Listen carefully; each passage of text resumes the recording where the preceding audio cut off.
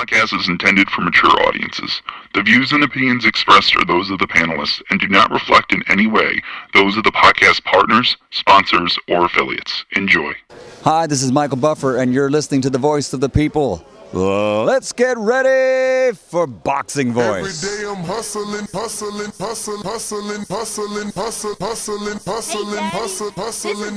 BoxingVoice.com. No matter what nobody say, man, spirit, can't nobody fuck with me, man.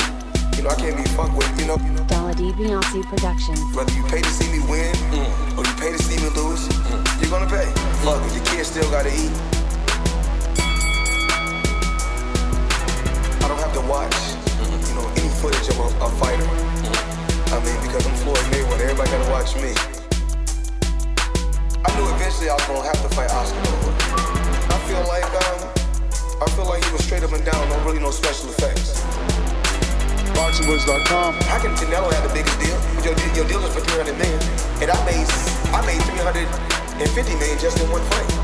And you're fighting on the app. BoxingVoice.com. I'm a king, okay? I eat a feast. Every time I eat a feast.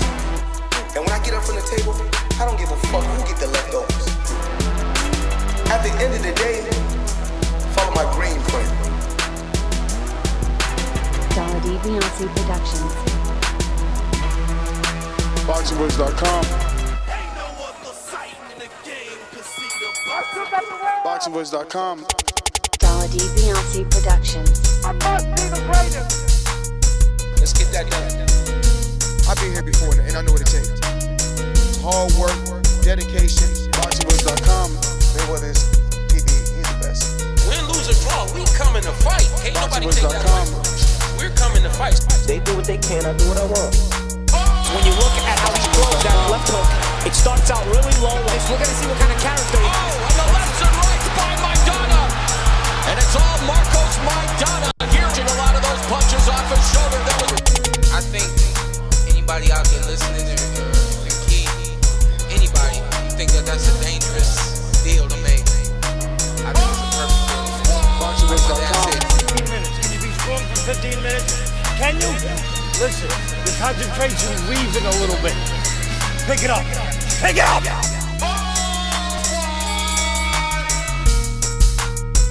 Some things about we got to deal with his body shots. I don't think you want to be that close to us. He's talking about letting the left hook go, then you won't take the left hook. Let's get that done. Look, the fire's coming. Are you ready for the fire? Look, we're firemen. We are firemen! The heat doesn't bother us. We live in the heat. We train in the heat. BoxingVoice.com. Let's get that done.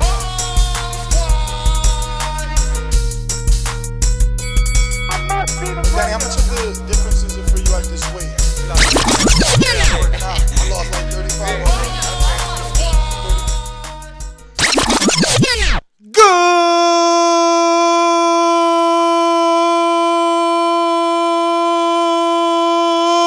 Good morning, TBV. Welcome back, ladies and gentlemen, to another Friday edition of the Boxing Voice Radio. It is absolutely 24 hours away from one of the biggest fights of the year, and I am excited, but at the same time, as it gets closer, I'm starting to feel like Porter doesn't have a shot. Everything that I'm reading, no one's picking Porter, man. No one is picking Porter. You know, people, they'll talk to you to death about how good he is and how aggressive he is and how difficult his style is, but the same thing, they just come back to the same thing. You know, Crawford's accuracy, Crawford's patience, you know. Everything just goes back to the same thing. And man, it's a little bit it's a bit of a letdown. You know, it's a bit of a letdown. You know, listening to Porter, he's like, if I lose this fight, I'm the guy that never beat the top guy. So he knows what he's in, and he understands what the narrative will be. But I don't know that that's enough to will him the win. You know? It's crazy. We all know I'm an egomaniac. So reading, everyone is saying the same thing too. To beat Crawford, Porter has to make it a rough fight. Porter has to be the Shawn Porter we know for 12 rounds. He's got to allow, or rather not allow, Terence the time to adjust, the time to find some sort of pattern or rhythm in Porter. But again, the same thing I've been saying. I mean, look, it's not really about an ego. It's just at least we know that at least we know what we're doing, right? At least we all know. We come here, we argue, we debate, but we all know this sport good enough. And everyone is saying the same thing. The accuracy of Crawford will be an issue. The aggressiveness of Porter will play against him because he can get countered on the way in. You know, and being countered on the way in, catching him while he's lunging in, those punches can hurt a little bit more, you know. Speaking, Raimundo Beltran, he said, you know, Crawford gives you the first few rounds and you get comfortable. You think you're doing something, and in actuality, you know, he's downloading. He's adjusting. And when he adjusts, you know, he makes you pay. And he believes that Crawford will win. Everyone. I mean, I can't find a person picking Porter. No expert, no fighter. Not in article form. Maybe they've picked Porter in video, but in terms of trying to find someone that, you know, I didn't find it. I'm not saying it's not out there. I'm just saying I haven't found anyone willing to pick Porter on paper yet in my search. SG is asking me, do I think that Ken is coming up with a game plan for that? But like, how do you come up with a game plan for your son's best attribute, which now means you're gonna tell him not to be Shawn Porter, the aggressive guy that we need him to be, so that he can actually be effective? I don't know, but Ray Beltran is a former lightweight champion. Beltran lost to Crawford by decision in 2014, and these are his takes on how Crawford wins. He says he's a very good counterpuncher and very strategic fighter.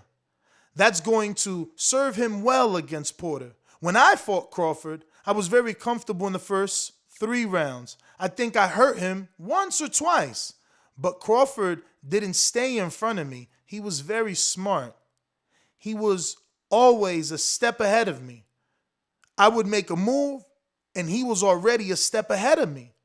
In the first few rounds, I was like, oh, man, I'm good. But after that, everything changed. That's what Crawford does very well. He adjusts and takes over the fight.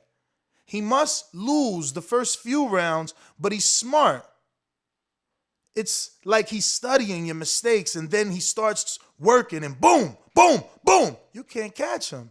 He is the aggressor and dictates the fight. Now, obviously, Beltran isn't Shawn Porter. So, you know, if you're looking for a way for Porter to win, you know, you got to say, well, guys like Beltran who felt they won 3 rounds, let's just give Porter double that. But it doesn't even work that way. You know, it doesn't work that way. Everything that I'm seeing, everybody wants Porter to jump on Crawford early, catch him early, and they're wishing on a star. They're saying, hope to hurt him. Hope to hurt him. You know, the only knock on Crawford is his chin across all writers, all articles. They question the chin, but they resort to the, you know, his skill, his accuracy, his knockout streak. So there's a very small opportunity for Porter, and I don't know. I don't know that he can take it. You know, the only guy that didn't pick was Yordenis Ugas. That's the only guy that didn't pick. But Beltran goes on to say that he feels the only way Porter can win is the most success other fighters have had against Crawford has been in the first 3 or 4 rounds. But after that, Crawford figured them out and took over. Porter is very aggressive and very wild. He may give Crawford some problems. Won't give him the time to adjust. So his best chances in the first few rounds. Porter has to make it a street fight, a dirty fight. Be wild, aggressive. Don't give Crawford a chance to get the rhythm. Like when Jose Luis Castillo fought Floyd Mayweather the first time. Castillo was aggressive and lashing out, being wild. Porter has to do the same against Crawford, who's a very good defensive fighter, just like Mayweather was. The X factor, Crawford's accuracy. Sometimes people think about his speed and his power, but his accuracy is incredible. His timing is so good. He's patient. He knows when to throw his punches, like Mikey Garcia. He's not that fast, but he knows when to land his punches. Crawford is the same way. My prediction, Crawford by decision, but I won't be surprised if Crawford pushes the fight and gets the KO in the 8 or 9. Now, this is a theme that you're going to hear from everybody. Most people are picking decision, but backing it with the, I won't be surprised he gets the KO. He is on a streak. I mean, no one is giving poor Porter a shot, man. It's a little, you know, depressing for me, you know, knowing Porter and then listening to Porter. Like, he knows if he loses this fight, he's the guy that was never good enough to beat the top guy. You know, what's the, like, always the bridesmaid, never the bride. You know, and I know that sounds weird because this is boxing, but you get what I'm saying. And I don't want that for him. I don't want that for him, you know. It could be a very slippery slope. You know, we don't know the sort of depression he could get into losing to every welterweight. It could be something that haunts him, you know. For his sake, a draw would be great. If he can't get the win, a draw, that would be great, right? And I'm just thinking from an emotional standpoint here. I know you guys don't give a F about that, but I'm just saying, you know, for Porter, this is a dangerous fight, man. You know, Terence believes this is win-win for Porter. I don't think so. You know, I don't think so. You know, you've only beat Danny, who moved up. Now, one of our callers yesterday said something great, but it just doesn't matter. But it was great. It was a great little stat, right? Porter has beat everybody that tried to become a welterweight. Devin Alexander started at 47. Porter beat him for the belt. Malignaggi started at 40. Porter beat him at welterweight. You know, Bonet moved up from 40. Porter beat him at welterweight. You know, whoever else, you just think about it. Porter beat Danny, moved up from 40. Porter beat him at welterweight. You know, it's the natural welterweights that have given him a little bit of trouble. And even Ugas was 140. I'm guaranteeing Ugas was 140 when he was living in Patterson when I first met him. Or excuse me, Passaic. So, you know, he's another one that Porter beat moving up. So we could hang our hat on that if you're like into, you know, luck and patterns. I don't know. It's crazy, man. I hit Ken up and I'm like, bro, if you up, hit me up. You know, I wanted to talk because I don't know. I just want to know something. Like what is the game plan? Like, we can't let Porter fall into this slump where he's not bringing that Porter. He's got to bring that Porter 24/7. But look, whatever. You hear from me every day. We're going to Ugas, the current super champion for the WBA. He did lose a split decision to Porter in 2019 and defeated Crawford as an amateur in the 2007. Now, obviously, some people even thought Ugas beat Porter. It's debatable. Shout out to the grinder. It's debatable. I don't know that that's true, but he gave his take on it. And he says, how Crawford wins, it's going to be an even and competitive fight. Crawford must keep his distance. He has many tools, but Porter is a very good and talented fighter. And I'll stop there and just say, I think his opinion is valid or one of the ones that we should consider the most because he's just been in there with Porter. If anything, he felt he beat Porter. And obviously, he faced Crawford in the amateurs. He was one of the guys that first come out on social media saying he'd be willing to fight Crawford. And obviously, in the end of this, he puts a little surprise as well that we'll get to. But, going back to his quotes, open quote, they both know how to box and they both know how to attack. But I think the best option for Crawford is to fight from a distance. I think that he has to go to box from the outside, and that is where he is going to have the best opportunity to land his power punches.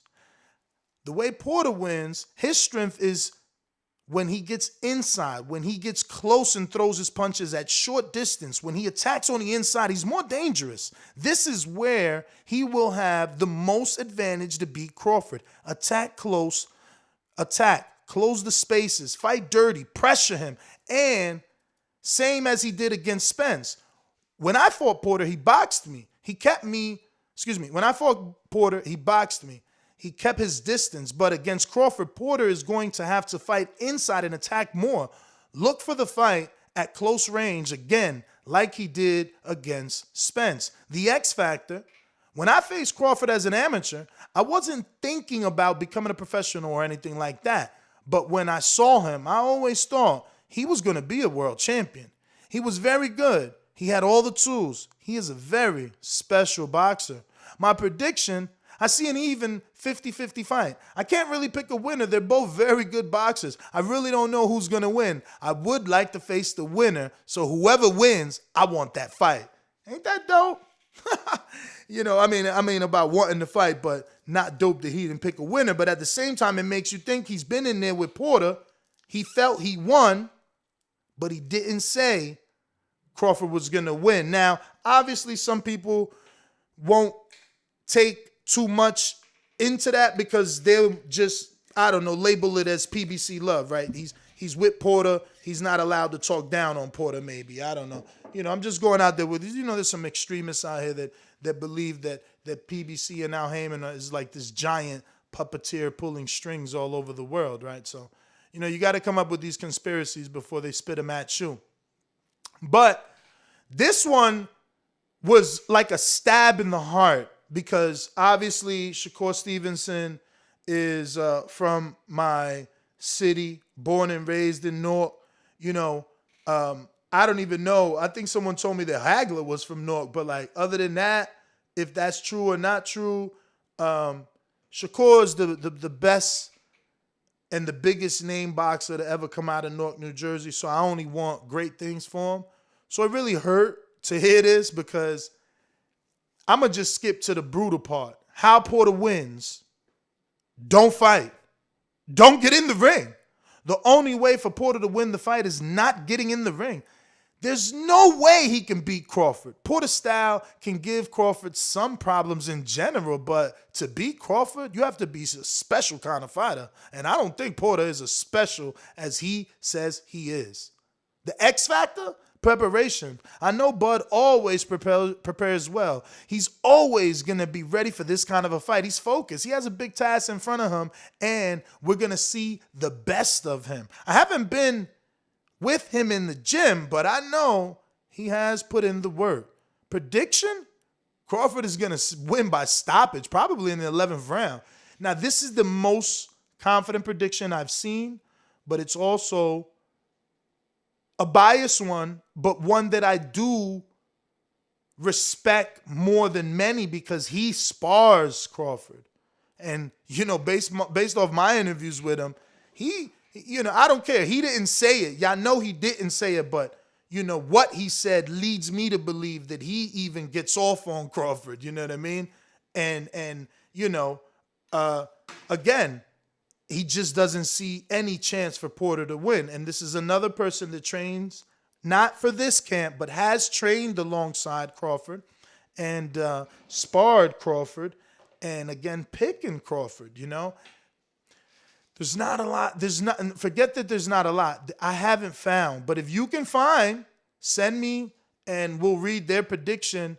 But I haven't found anyone picking Porter, man. It's a little depressing because, going into this fight, I gave Porter so much more of a shot. I believe we would get a fight. Like some of you guys are super chatting or calling in all week saying this should be fight of the year.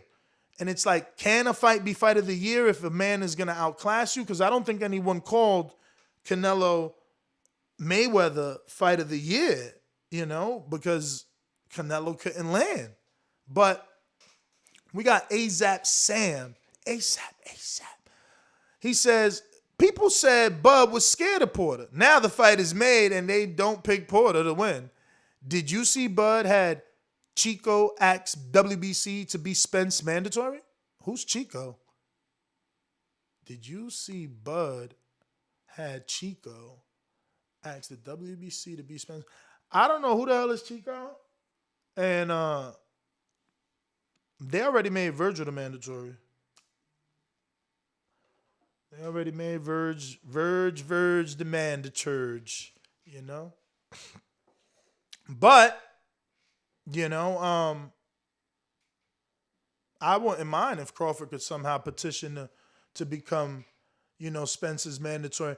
I mean, I will mind. I said it yesterday, and I've said it before, and I'm gonna be, consistent with it. I want Earl to fight someone else before he fights a Crawford.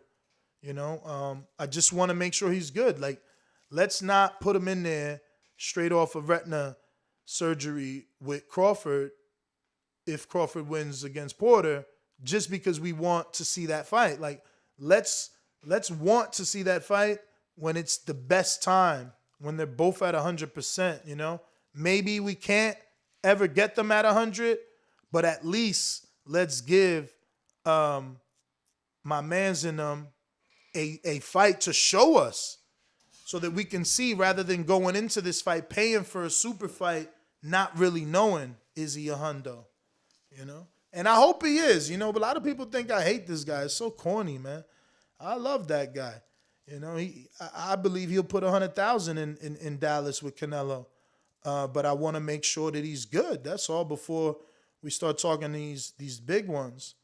But we got Rich Mendez, who says both have to win now as they are both 34. The way things are going, Crawford won't have a meaningful fight till he's 36. Spence is 3 years his junior.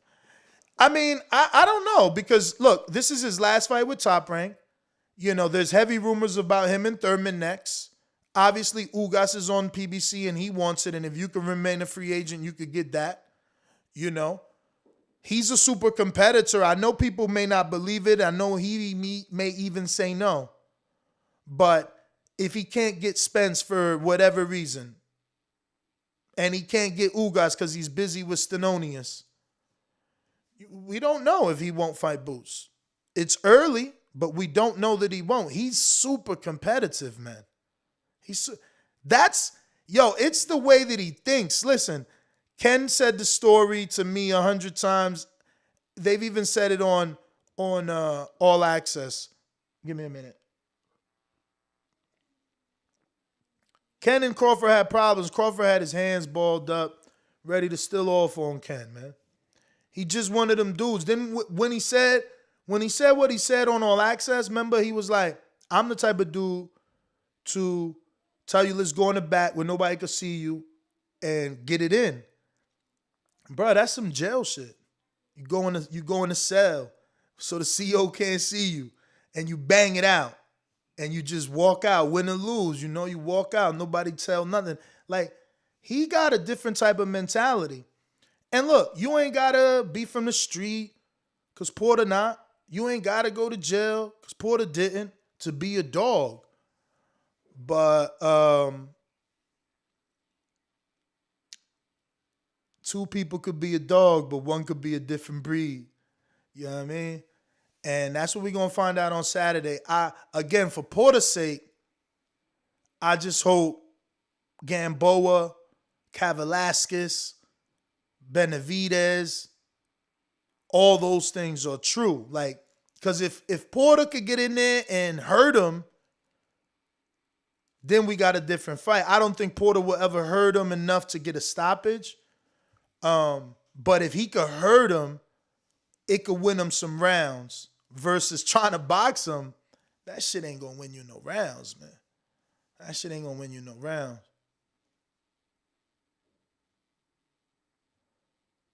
What? Oh, whoa. Shout out to the pre-pro. Sent me an article here that says Porter. This isn't only Crawford versus Porter. This is also Top Rank versus PBC? Let me see what's the thought process behind that. Oh, that shit don't exist anymore. They ain't like that title. Somebody called the editor. Oh, no, there it goes. Shawn Porter, this isn't only Crawford against Porter. This is Top Rank versus PBC. Shawn Porter doesn't view this... Shawn Porter doesn't just view his showdown with Terence Crawford on Saturday night as an opportunity for an individual achievement. The former IBF and WBC welterweight champion considers their 12-round welterweight title fight as a huge chance in the battle between Al Haymon's Premier Boxing Champions and Bob Arum's Top Rank Incorporated. Porter is affiliated with Al's PBC, whereas Crawford has been promoted by Arum's company for most of his 13-year pro career. Damn, wow. I didn't know it was that long. Sheesh. And I quote, "This isn't only Crawford against Porter," Porter said Wednesday during the satellite television tour before the press conference at Mandalay Bay Resort and Casino. "This is Top Rank versus PBC. Crawford has refused to align himself with Al Haymon's PBC. Moving from Top Rank to PBC obviously would have made it easier to get the meaningful welterweight fights Crawford wants, most notably a bout with undefeated IBF WBC champion Earl Spence Jr." That's interesting. They said Crawford has refused to align. I don't know that he refused much more than he just re-signed with Top Rank. I don't know if they could use the word refuse. Now, that'd be interesting if Keith Idek, who wrote this article, is saying there was an offer before he actually re-signed with Top Rank. Interesting. This will be something to note next time we have Idek on. But let me get to the quotes. I ain't going to read the whole thing. Is there any more? That's the only quote. So, okay. That's the only Shawn Porter quote. All right. So, thank you to the pre-pro. But we need some more picks, though. We need more picks for Porter because there's none. All right? There's none. Who else is important here? Let's see. We got, Colbert's trainer, Arliano Sosa. Also, former trainer of Big Baby Miller, Peter Quillen, Nikita Abali, all those guys.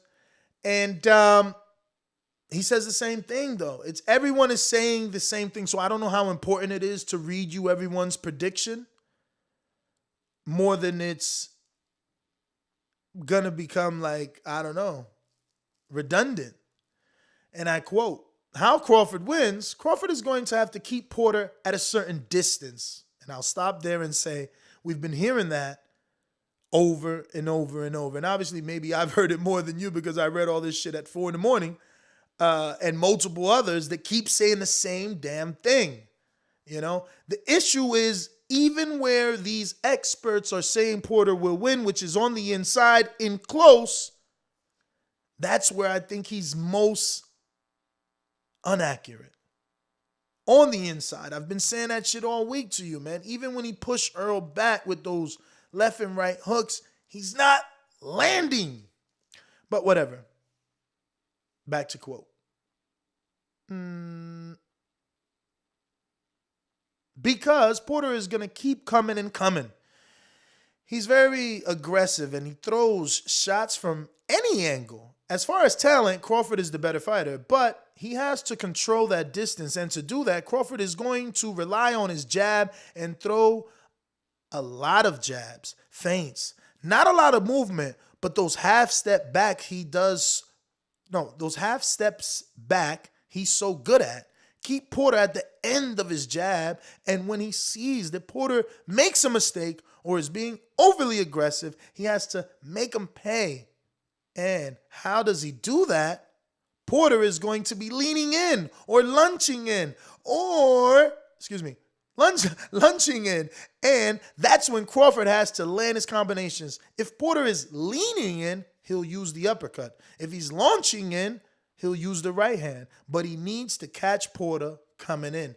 And that's, again, and I'll stop there and say that that's why a lot of people feel like he might get the stoppage, because they feel like he's going to use Porter's aggression against him to get him countered and hit him with a shot that he doesn't see that hurts more, hence stopping the man that can't be stopped. Now, I will do this cheap plug to my bookie because this has never been a more worth it pick. Crawford is still plus money on mybookie.ag using the code BETTBV to double your deposit. He's still plus money to get the knockout. And, bro, I've had to read 20 people's predictions already. And, 10 are picking knockout and the other 10 are picking decision with the possibility of knockout. And it's still available. So I would say, if you're a betting man, sprinkle a little sun on that knockout, man. Obviously, you can hedge Porter because if he gets the upset win, it's going to be easy. It's going to be big money for the upsets, and you don't have to sprint. You don't have to put a lot, but I mean, no one thinks it's possible. And I quote, how Porter wins. He has to be on Crawford's chest from the beginning to the end. And I'll stop there and say that's what I said yesterday. He can't give us those lows where he tries to box and he tries to use his lead jab hand to extend and kind of paw and keep you at bay. No, it's got to be 3 minutes of fire every round. But then you hear Crawford say, I know that's what they want. But sometimes, you want to fight fire with fire or some shit like that. I'm fucking up his quote, but he definitely used the word fire. And that's what I'm saying. Like, this dude might be just he might be a dog just like Porter, just a different breed, right? And tough for Porter, man. Because it's like we're asking him to get accurate overnight. Accurate to get overnight, you know what I mean? TKO for $10, no. That's good money. You make what, like $26? Maybe. Let me see. Because I think it was plus 160 was the knockout, but I'm double checking on mybookie.ag. And I've already used my own code BETTBV, the way that you should be. Let's see. We got Crawford Porter. Where you at? But remember, my bet is Dog Bay. That's who I'm putting the money on. Where is Crawford Porter? Porter. There we go. So we want to go to prop bets. And yeah, Porter by Crawford by knockout is still plus 160. So a plus 160, you said $10. $10 definitely only gets you 16 plus your 10, which is 26, like I said. But, if you spend that hundo, it sounds better, but it's the same amount. You're just spending more to make more. But 100 makes you 160, which obviously is, a dinner and a movie, right? You know what I mean? And he's on a streak. I don't know that you want to bet 100 on that streak. That's a gamble. You know what I mean? But if 100 is what you can spare, you're going to make 160. Yeah, no one has faith in Porter, you know, because 100 on Porter by knockout, you make $1,200. By decision, you make $1,000. So, you know, and that's obviously with your money back included. But getting back to the show and the predictions, we're going to our Lianos. He's telling us how Porter can get it done. And he was saying he's got to stay in his chest from the beginning till end. He's definitely going to have to be more aggressive. Another thing that I said, you know, it can't be those lows, but whatever. Because Crawford's talent is a little better. Actually, not that much. Now, that's the first person I heard say that, you know. But he goes on to say, Porter has fought everybody. He's seen different kinds of offense and defense. He's seen it all. But in order for him to win, he has to be in Crawford's face, throw a lot of punches. Don't be a gentleman. Be a bully. Hit him. Bite him. Do whatever you got to get him off his game plan and stay busy for all 12. Which is kind of what I said. I mean, not kind of, is what I said. He's got to channel Salido, Margarito, like name them all. And bring him in as one on that night. He's got to do Salido Lomachenko. He's got to be fucking, you know, Margarito. He's got to be Canelo, hit you on the hip. Like, you got to be Maidana. You got to go hard, man. You got to go hard. So, Arliano said this, X factor, pressure. Porter has to test Crawford's chin. Crawford is considered one of the best pound-for-pound fighters in the world, but in reality, he hasn't fought an elite guy. He fought Kell Brook and Amir Khan and Victor Posta, but they were past their prime or not elite. This is Crawford's biggest test, even with Porter probably in the back part of his career. But Porter has fought everybody and should be a tough matchup for Crawford, the toughest of his career so far. My prediction, Crawford by unanimous decision. But I wouldn't be surprised if Crawford catches Porter coming in with the perfect counter shot. If he catches Porter at the right time, there's a possibility he could stop him. See what I'm saying? Man, this I don't know if this motivates Shawn, frustrates Shawn, scares Shawn, makes him nervous. Does it put doubt in his mind that no one believes he can win? Does it motivate him to fight every 3 minutes of every round because that's what everyone is saying? Does he change the game plan due to that? Does he even read these articles? Have they even checked what the betting lines are saying? We got Mike who says, Bud versus Showtime, great fight, but I might bet the draw. The draw seems highly unlikely on mybookie.ag using the code BETTBV. It's only a plus 2,200. That's low, right? So the lower, well, you're right. The lower, the more probable. You're right. 2,200 is probable. The higher, the least probability you have to have a draw. We got Dre Dot that says, Porter getting stopped by Bud. Porter is too wild and will get caught when Bud smells blood. He kills and he normally finishes the job. Yeah. It's becoming a theme amongst the picks, man.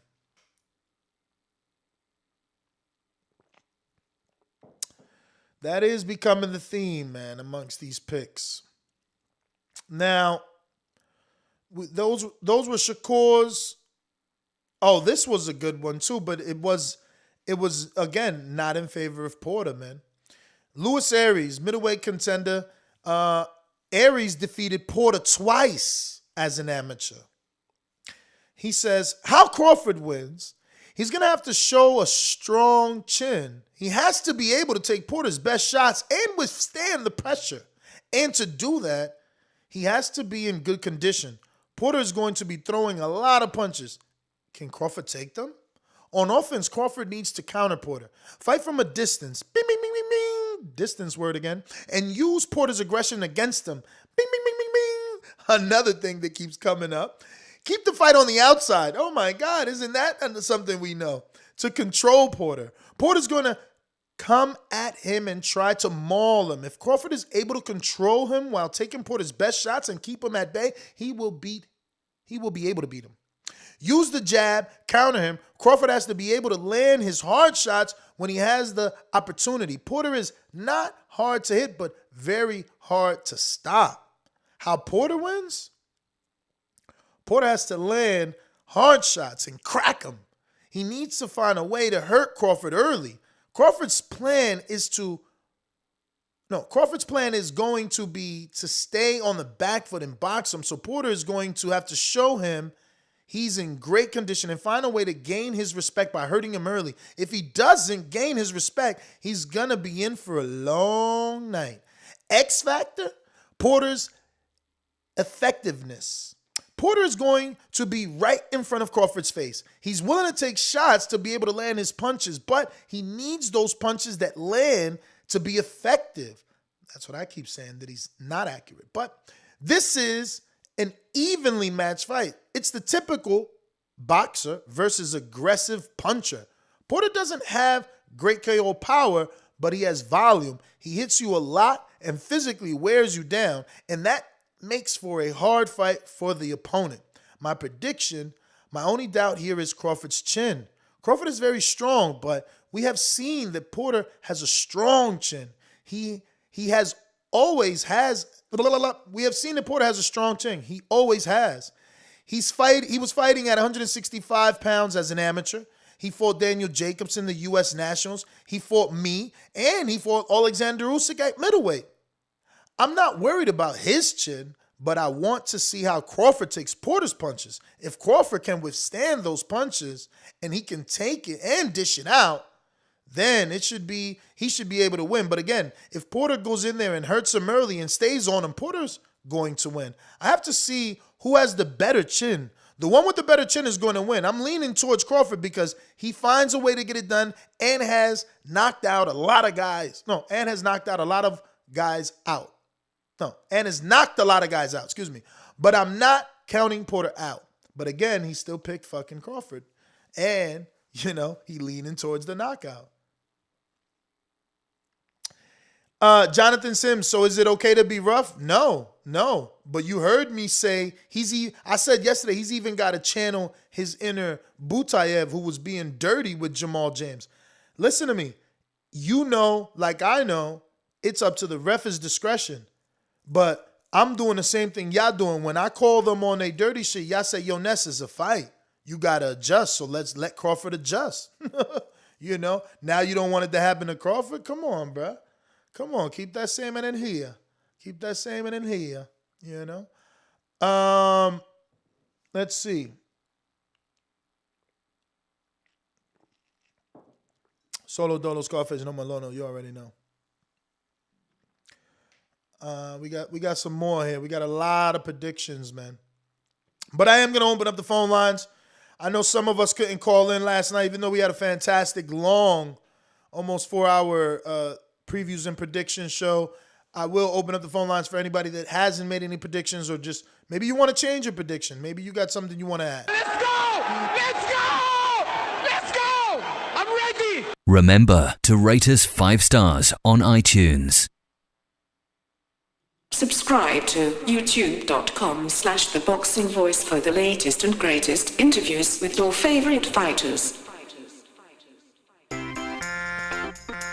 These calls are brought to you by Big Rigs Trucking Agency, experts for all your insurance and trucking needs. For quotes and consultations, visit us at brtagency.com or contact us at 908-943-6918. All right. The number to call in, 1-425-569-5241. Press 1. One time, voice your opinion. Right here, Voice of the People hotline. Don't forget, you can add Nestor Gibbs on Skype to be part of the conversation. Going down the list, my Gene Bear Boomerang. What is up? What's up, brother? Not much. I guess I'm the opposite from you, man. The closer the fight gets, the more I like my pick of Shawn Porter. Okay. I took a look at the Velasquez fight yesterday, and I think Porter hits harder than he does. And I see where Bud sometimes does get wild. Yes, is he very accurate? Accurate, without a doubt. But he does tend to get wild in there, especially in close. I think he's more like a mid-range guy.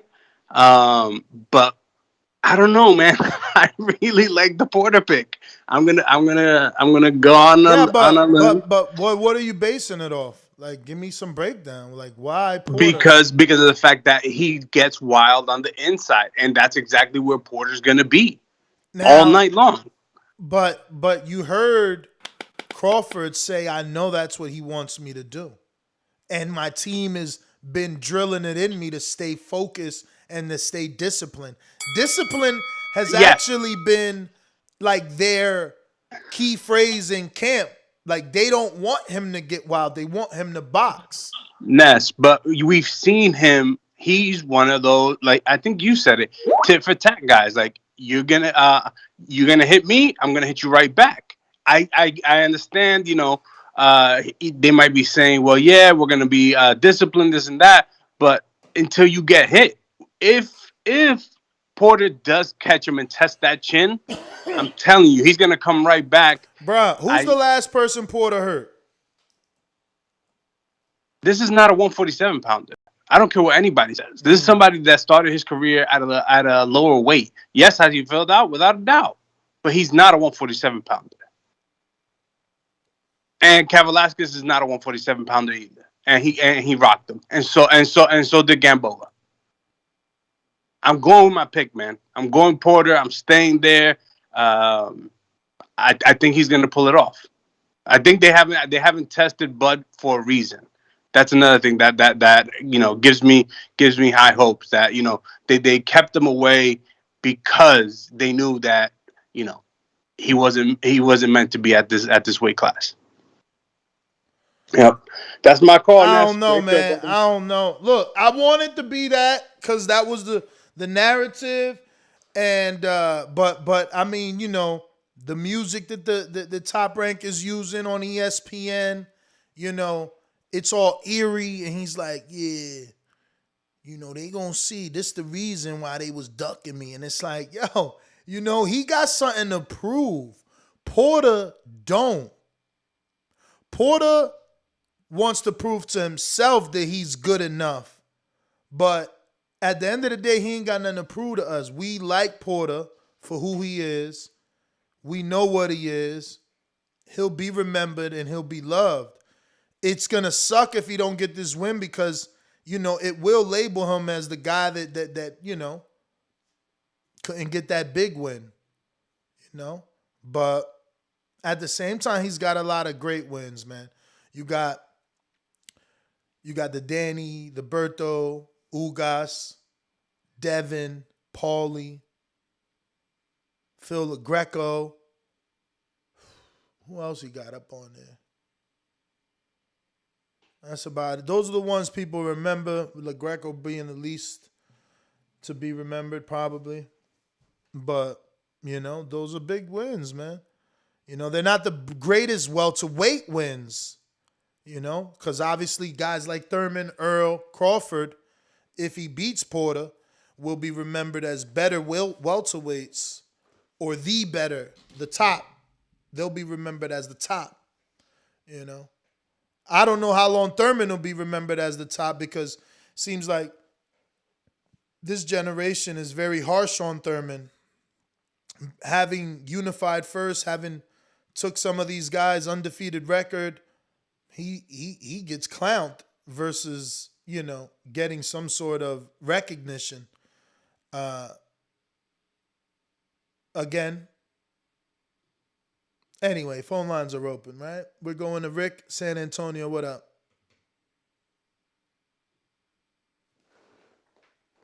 The way I'm looking at it, man, is, pretty much like 95% of the population, boxing fans.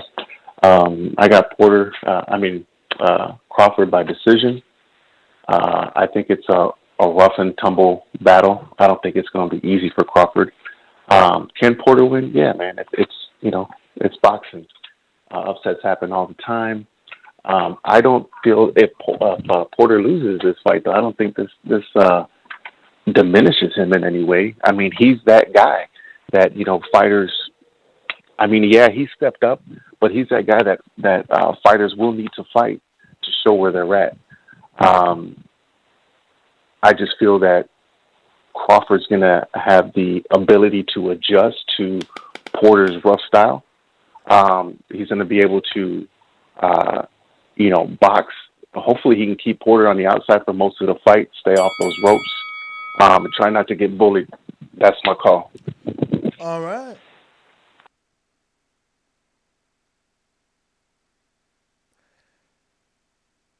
We got Steve in Chicago.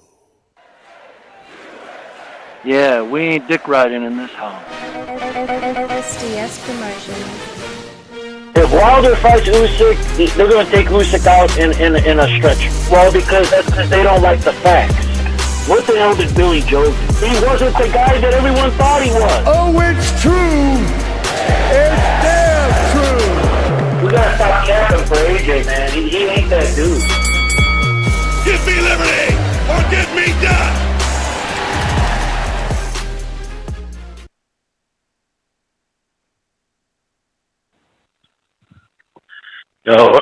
Yo, Ness, how's my audio? Straight. All right. This is, shout out to Brandon for the intro. He had me laughing with that. But, I'm not changing my pick. I like some of the analysis you talked about. I do see what you said about, like, the chin test. Like, if Crawford can take those punches and that, then he's more than likely going to win. But I'm still sticking with my pick. Like, I got money on Porter, and I don't hedge like some of these other guys. To me, hedging just nullifies your win. But that's my take on the betting aspect. So I don't like hedging like that. I'll put it to you this way. How many people were calling in telling you that Pacquiao was going to lose? Yeah, you're right about that. That's the beauty of boxing. That is the beauty of boxing, bro. Damn, you killed it on that. See, this is what I'm saying. Boxing is such a seesaw, especially when it comes time to make your pick. He's got a point with that. He's got a point. I don't know that it's enough for me to hang my hat on it, though. Oh, yeah, remember the last guy that got upset? I mean, I was doing that with Plant. You see how that worked out? You know what I mean?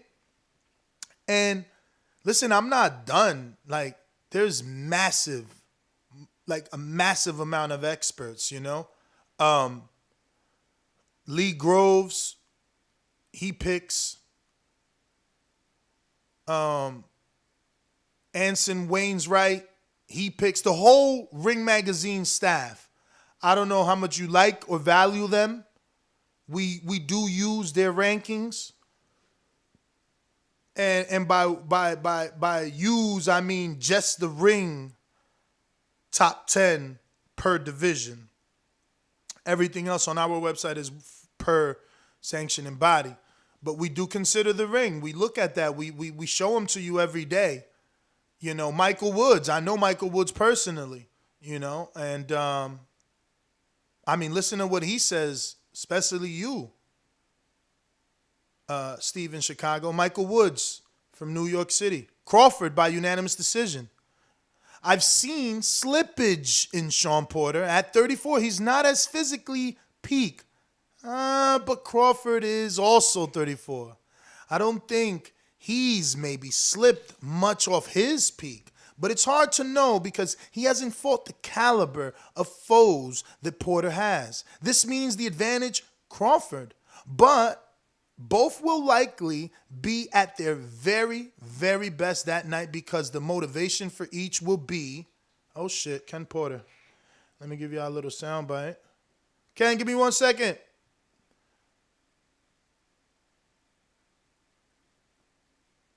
Give y'all this while I get to Ken. BoxingVoice.com. Dolla Dibiase Productions. I must be the greatest. Let's get that done. I've been here before and I know what it takes. Hard work, dedication. BoxingVoice.com.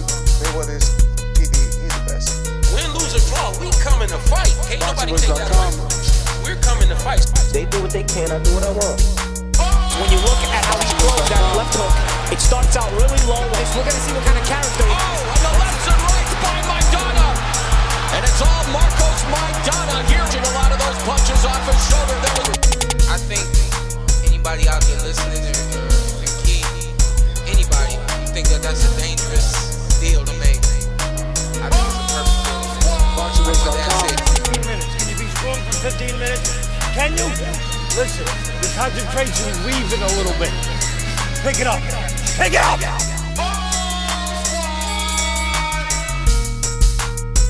Some things about we got to deal with his body shots. I don't think you want to be that close to us. He's talking about letting the left hook go, then you're going to take the left hook. Let's get that done. Look, the fire's coming. Are you ready for the fire? Look, we're firemen. We are firemen! The heat doesn't bother us. We live in the heat. We train in the heat. BoxingVoice.com. Let's get that done.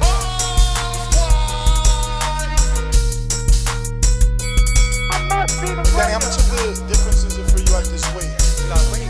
Yeah, I'm working out. I lost like 35 Everybody's a threat. Puerto Rico, Miguel Ángel.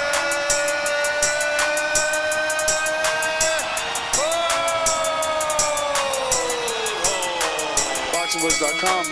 We're not going to do that. We're going to take this fight against Keith. We're going to get less than you, Keith, but we're going to get more the second time. So go ahead and make it 2 times. BoxingVoice.com.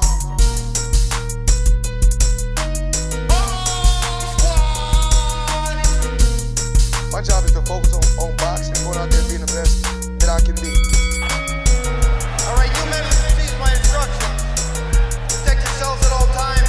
Obey my commands. I want you to touch gloves now, man. You're boxing at the bell. Let's go.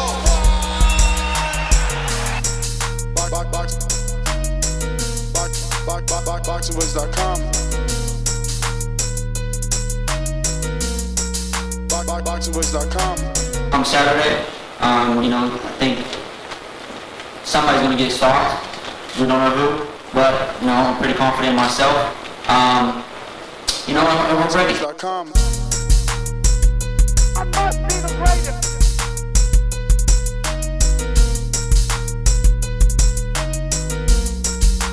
BoxingVoice.com. We're being attacked, man. We're being attacked, believe me. Y'all killing me, man. I'm the most vicious and most ruthless champion there's ever been. I'm the best ever. There's never been anybody as ruthless. I'm Sonny Liston. I'm Jack Dempsey. There's no one like me. I'm from Nairclaw. There's no one that can match me. I am the greatest. First of all, I'm not afraid of you. Then you gotta back it up, though. Big left hook.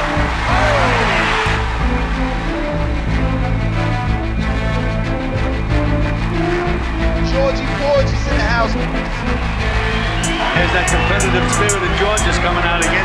He feels he's nailed punch, and he's a good finisher. He knows how to do it, but he's in with a tough guy. And remember, Atlas told George is going to try to find a moment here to steal the crowd and get them psyched up. BoxingVoice.com. You need that fear.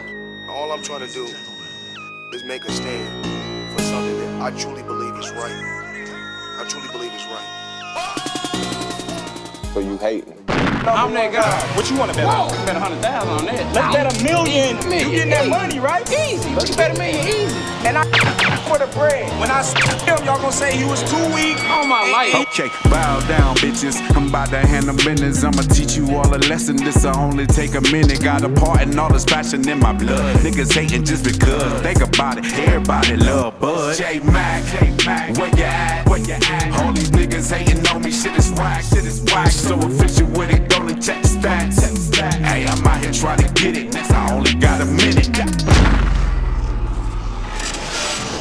ready for the back attack.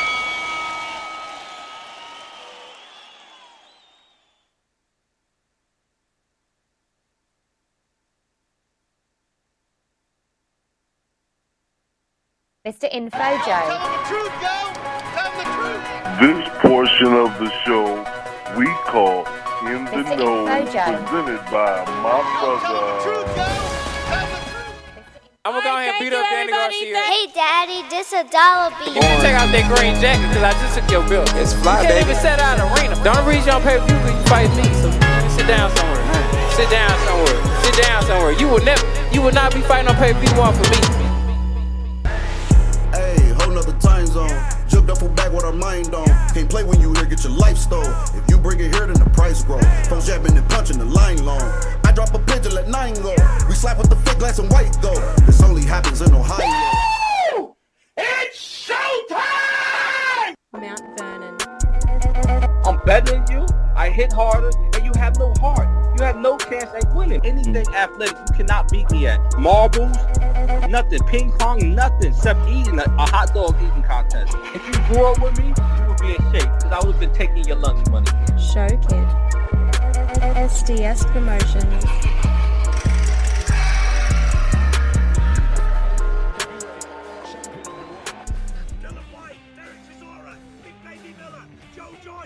You can all have it, company Brazil.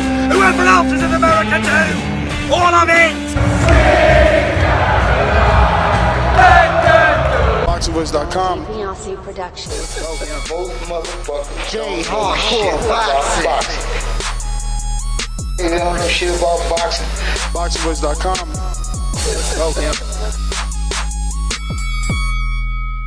Nobody in the world can take a fight against me on a week and a half notice. I don't give a damn who you is. He don't want to fight me. I'll fight him the same night after I beat him. I'll fight him at 2. And I'm going to continue to prove that every time I step in the ring. Uh-oh, this guy deserves all the praise. Jay from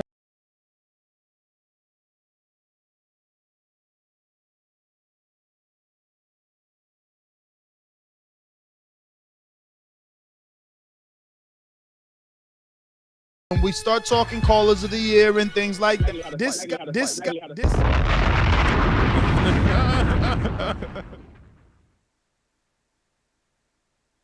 Let's start with this. I'm a creative genius. SDS.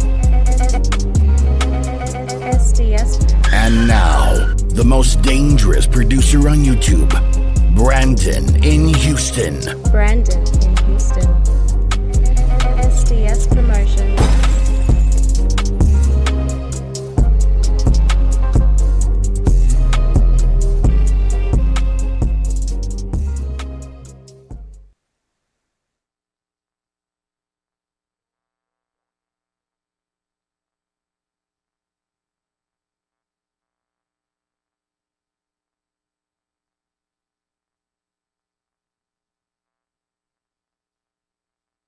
All right. Apologies. Sheesh. Things getting heated on these welterweight streets. We were in the middle of giving you Michael Woods' quotes for Steve, and he was saying that he feels Shawn Porter may have a little bit of slippage, right? And he meant that this is the advantage for Crawford. Both will likely be at their very best that night because of the motivation for each will be immense. But Crawford, after campaigning for a few years now, more voraciously for getting the big fights, kind of has to win. He will win by decision by a 3 or 4 round margin. Damn, so that's what, 8-4, 9-3? No, 3 or 4. 8-4, 7-5, right? got to be like 8-4, 7-5, I think, for or 9, 3 or 4 rounds, right? So it's got to be 8-4. But anyway, he said Crawford is a better technical pugilist. He scores a 12-round unanimous decision. Wow, this is the first guy that didn't say the possibility of a stoppage. Adrian, what up? What's going on, Ness? How are you? What you been listening to? Where are you in the show? Have you been listening, or are you just jumping in?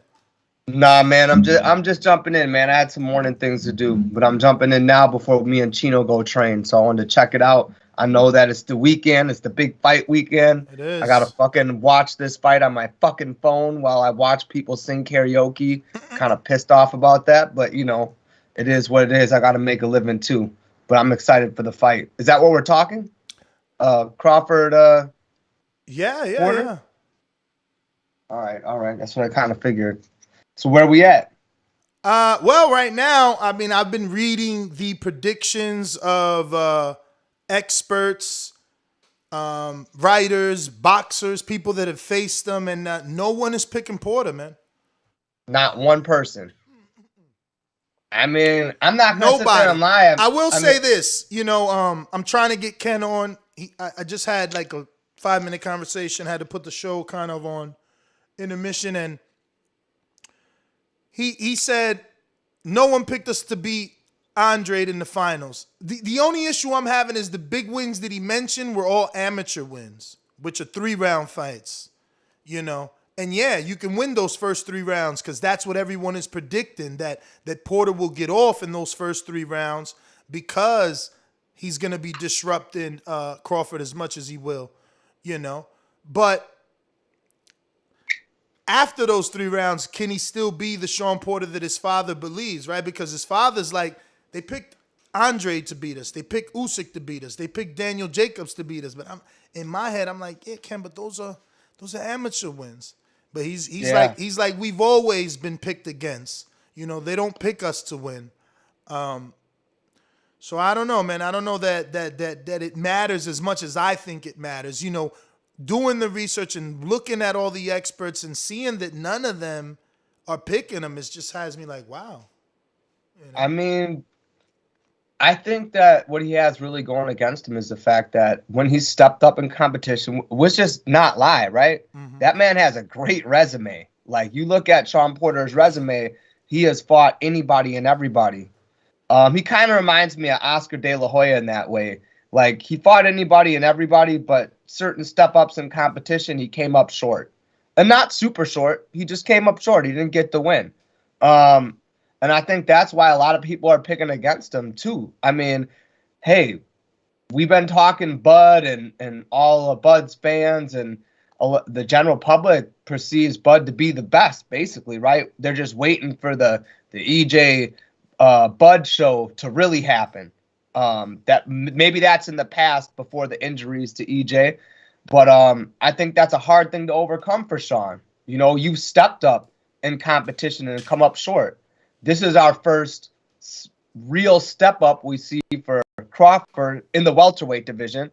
So now we're going to see what it is. But I think that people are probably looking at Porter more as a gatekeeper for the 147-pound division at this point. And he needs to prove him different. Well, that's his motivation, man. He knows it, that if he loses this fight, you know, his title becomes not being able to win the big fight, you know. Always, like I said yesterday, you know, I know it's a man's sport, but it's like always the bridesmaid, never the bride. And you know, he needs the win. You can't be just voted prom king. You actually have to win prom king. You know what I mean? And it sucks because he needs this win more than I think Crawford does. But I understand that for Crawford fans and for Crawford himself, there is a level of he needs it just as much because they don't believe in him. But I think that it's evident now that the fights got closer with all the predictions. The world does believe Terence Crawford is a great fighter because no one is picking Porter. It's crazy. But Coach Myers, I see you in the chat, but not in the Skype, so you are not there. Cool. I'll go to. Did we go to you, Rick, in ATL? Rick? Yeah. We went to you in San Antonio? Yep. Yeah. Okay, brother. Thank you. We going to Brandon in Cincinnati. What up? We played your intro long time ago as part of the intermission to speed things up. How are you though? What's going on, Ness? What's going on, Adrian? What's going on, Brandon? We're good. How you picking this fight? you really got to ask. No, I said how. I said how. Oh, Bud by knockout, 11th round. Yeah, I keep hearing this thing about Shawn being a dog, but what do we do with dogs? We walk them. So come tomorrow, Shawn's getting dog walked. And yeah, that's I'm predicting it. Yeah, he's definitely gonna cut that boy's water off come tomorrow. And the great words of Lamar from the BMF show, Shawn Porter will be getting his water turned off come tomorrow. And it'll be a day of vindication for guys like me and J Mac, Stone Bone, and Vince Lowe, and Mike Gross, and Bud himself. So not only is it victory, it's vindication, because we've been telling you idiots for years that this man's the truth. That's my call. The water will be turned off tomorrow. Wait, that is your bell, so this is my time here. I want to ask you, yesterday you weren't around to answer this when I was presented into the listening audience on the evening show. Because guys like yourself and other people have been talking so highly of Crawford, should this performance be of the level of Canelo Mayweather? I think it's going to be better because I think he's going to stop him. But I guess basically what I'm trying to figure out, like, what's okay with you.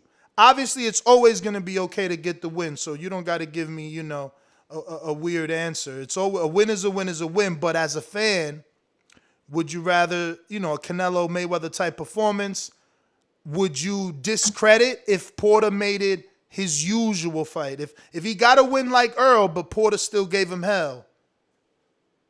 I can't see. I can't answer that because I can't foresee Porter giving him. I just don't see that. Okay, that's perfect. That's an answer enough, because that means if there is hell, you have to consider maybe Bud isn't as good as you thought. I don't see that happening. I just can't see a pressure fighter with no power giving a guy with the ring IQ and the ability to adjust like a Crawford any trouble. 2 rounds to fill him out, processing data, as they say. But once he's got that data processed and he's figured out how power, this guy's more hittable like he did Kell Brook. The water will be turned off. All right. So you're looking for like a Mayweather. That is a Mayweather-esque performance. So you're looking for him to make Mayweather Canelo is specific though. Mayweather Canelo is a little. He didn't get hit. It was pretty much.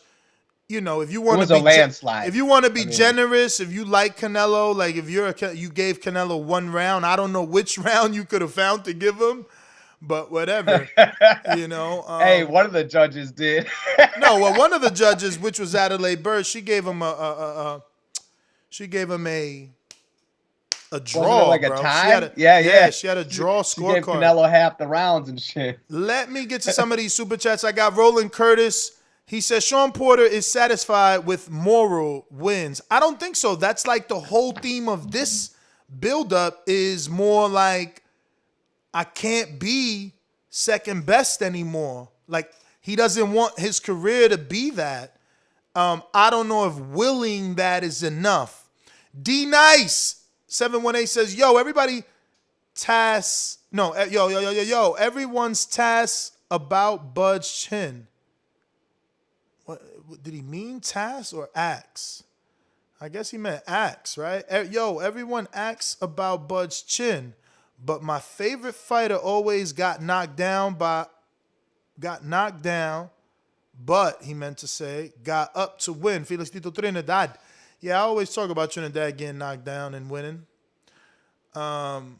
I get y'all be driving. I'm gonna stop laughing at y'all. Y'all must be driving in the car. Everybody's on their mobile phone anyway when they listen to the show or when they on YouTube. 90% of analytics are mobile anyway.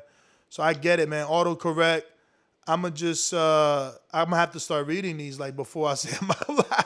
Because there be extra letters and shit. But we got a back-to-back one. Oh, shit, look, see? He said, my bad on the spelling. Driving and talk to text sucks. Yeah, man, my bad. Yeah, I can deal with it. I'm happy you here. I can deal with it. Don't worry about it, man. Coach Myers on the Boomerang, Connecticut. Yo, your man, I was supposed to get your man on today, but he had a 9:30 doctor's appointment. You talking about Cassius? You know it, man. How many mans you got out here?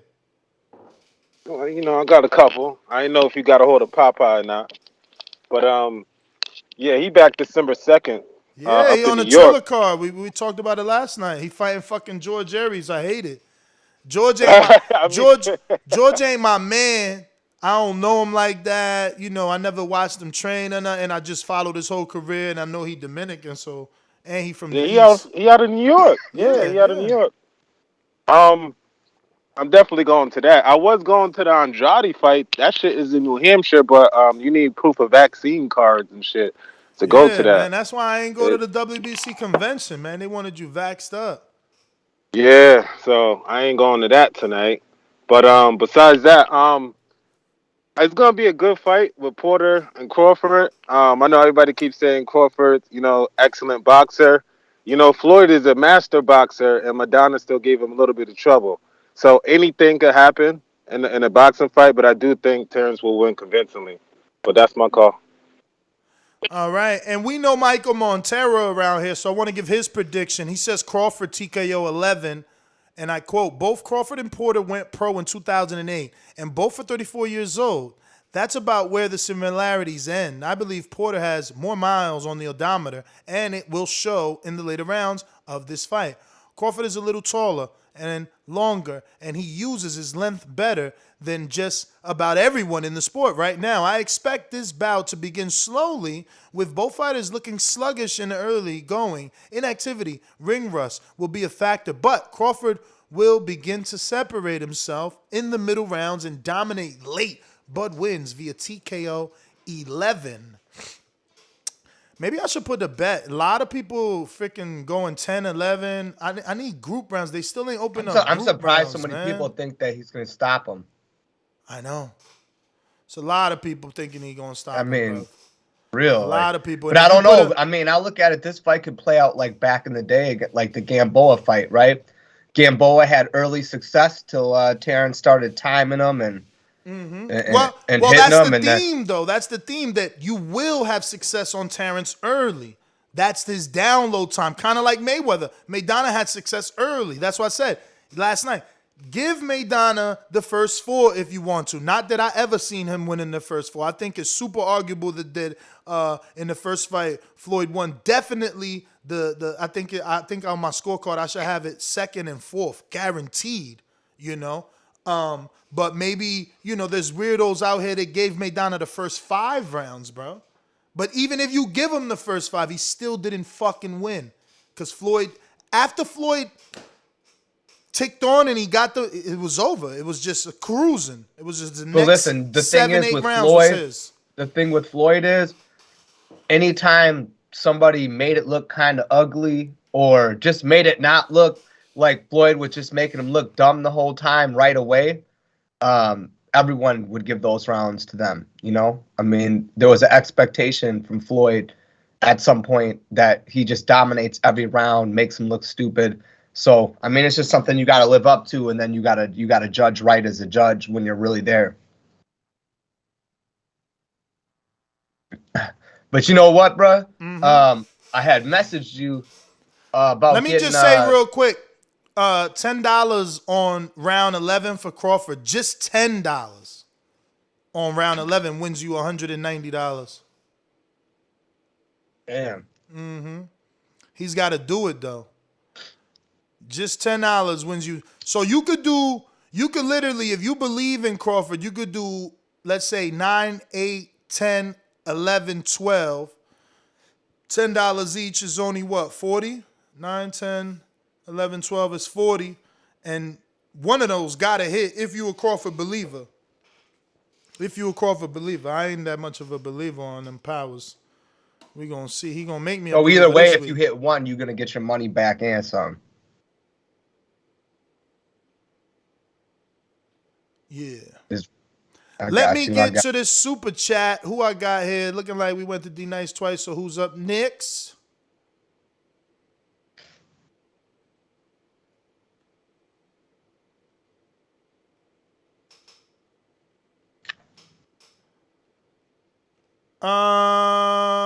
What is this?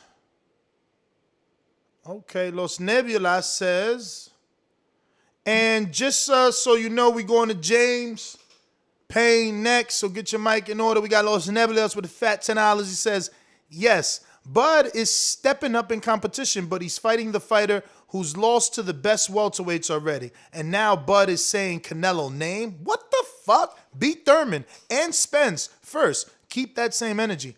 Y'all better stop saying Thurman, man. Thurman needs a fight before he get in there with Bud. Los Nebulas. At this point, we should have a Royal Rumble of 30 fighters like wrestling. Winner fights Canelo. Laugh out loud, laugh out loud, laugh out loud. What has boxing gone to? A one-man show, obviously. Yeah. Okay. James Payne dipped off. So we going. Peekaboo, peekaboo, peekaboo. Oh, you finally figured out you was on the wrong side? What the hell? Man, you had the call. Like I couldn't get on, and then when I just looked, I heard you say my name, and then I got out of that call, and then it was an option to get on this call. So I was like, okay, peekaboo. What's good? I heard you, man. You spitting fire flames this morning, man. Everybody think it's gonna be a victory by decimation, destruction, decapitation, and all that type of shit. I hate that. That's what the world thinks. I can't, but you know. You know what? That depressing. actually makes me not want to buy the pay-per-view Word to is watch on my born. phone. Word you know what is I'm saying? born. I'm just saying to watch on my phone, like just to hear that it's gonna be a landslide. I mean, that's the type of shit that'll make me save me $80 and watch the highlights the next day. You know what I mean? You know.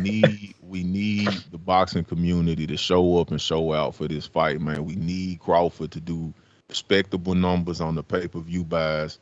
We need Porter to be the dance partner that helps him to do that, because if not, then I mean it's gonna leave us we're not gonna be satisfied, man. And then I don't think this is gonna be the incentive that it's Crawford, the other welterweights. Speaking to the mic, champ, you're getting further and further away.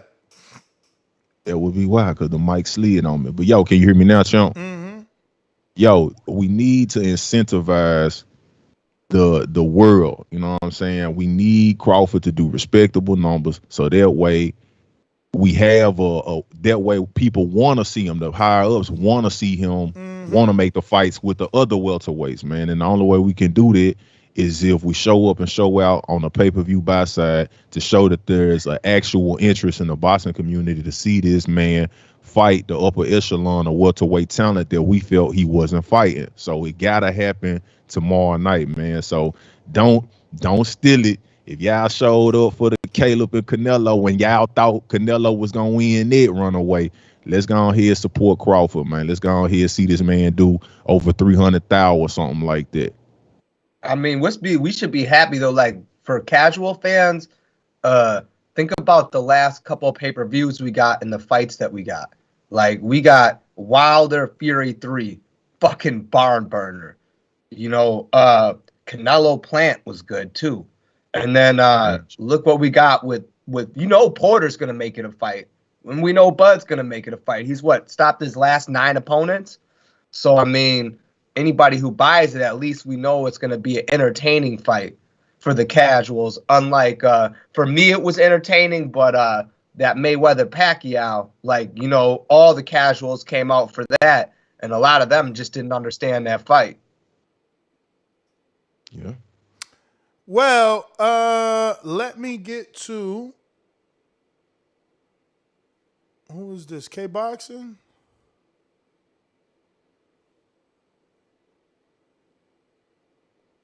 James all around strong. What up?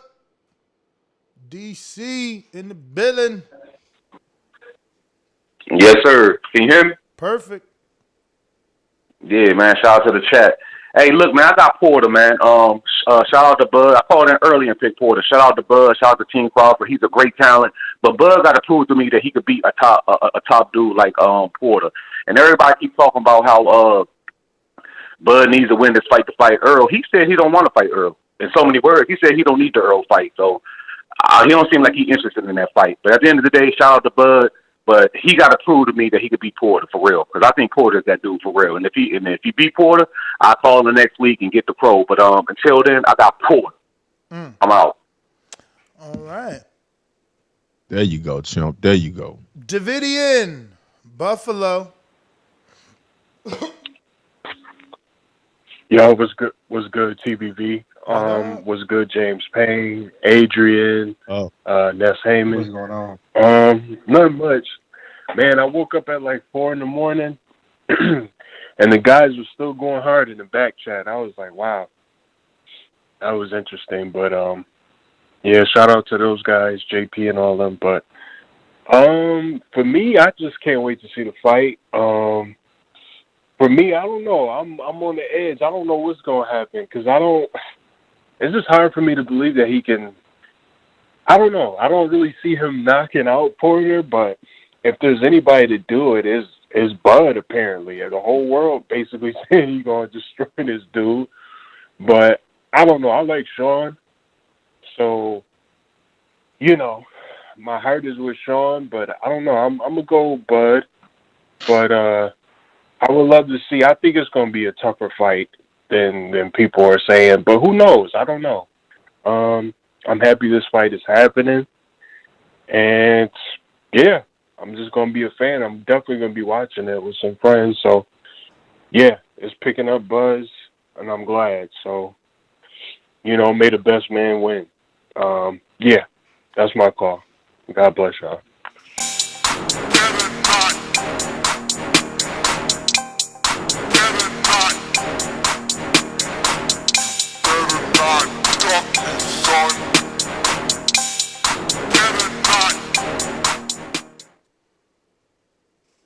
Supermax, what is up? BoxingVoice.com. Oloki, you are next, my friend. Por eso lo vuelvo a repetir. La era del Canelo la mejor porque peleó con los mejores.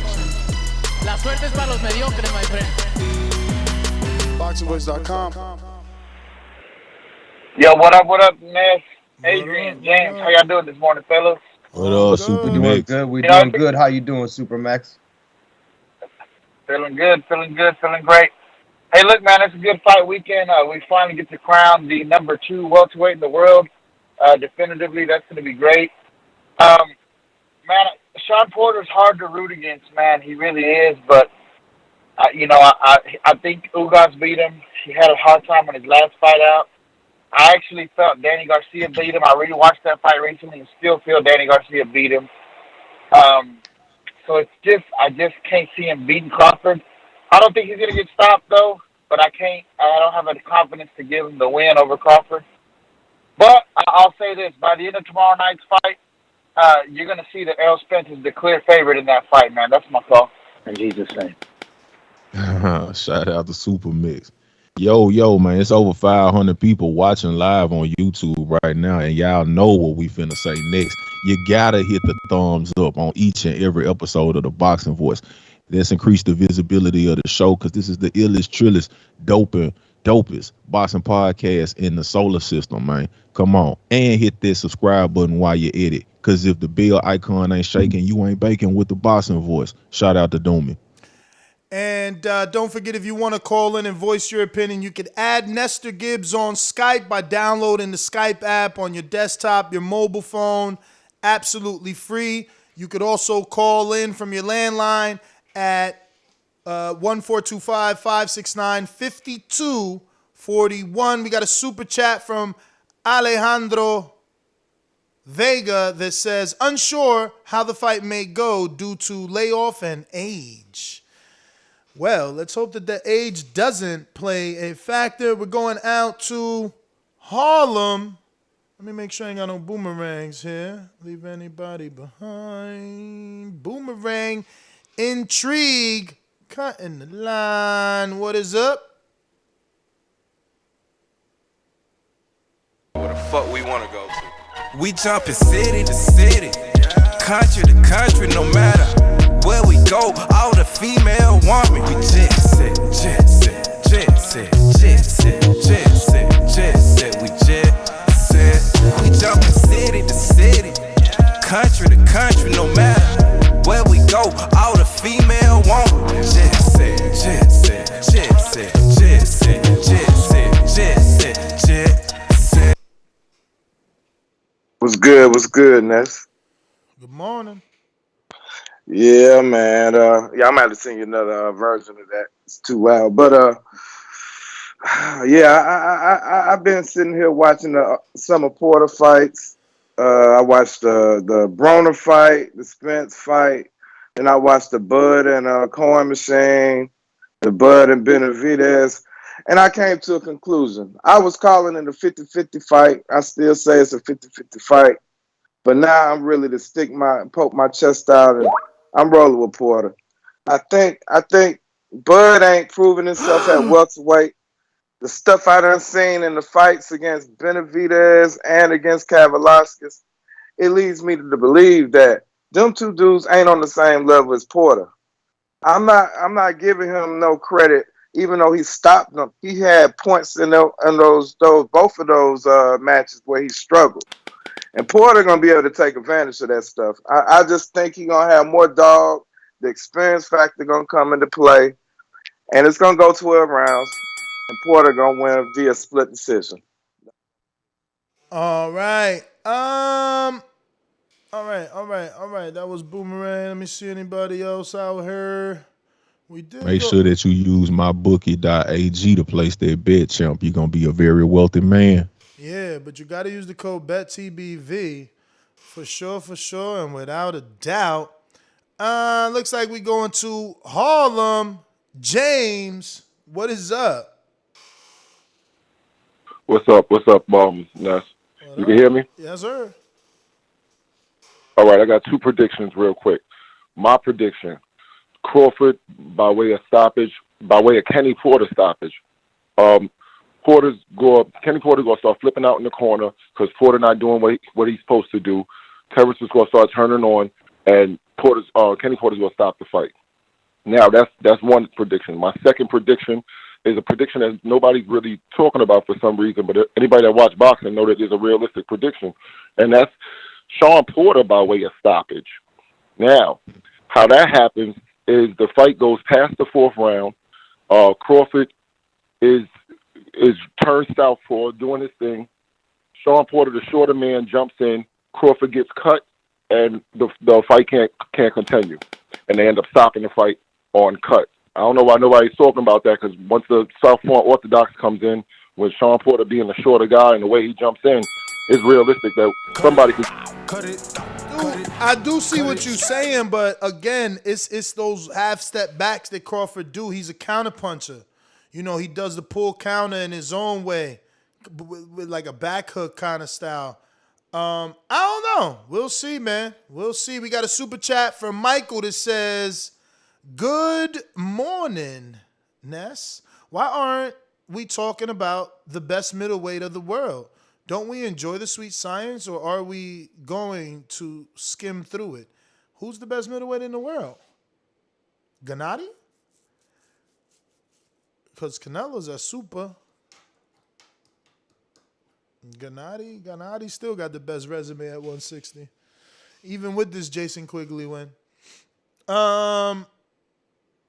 Quigley Wiggly in the building. We got, who's this?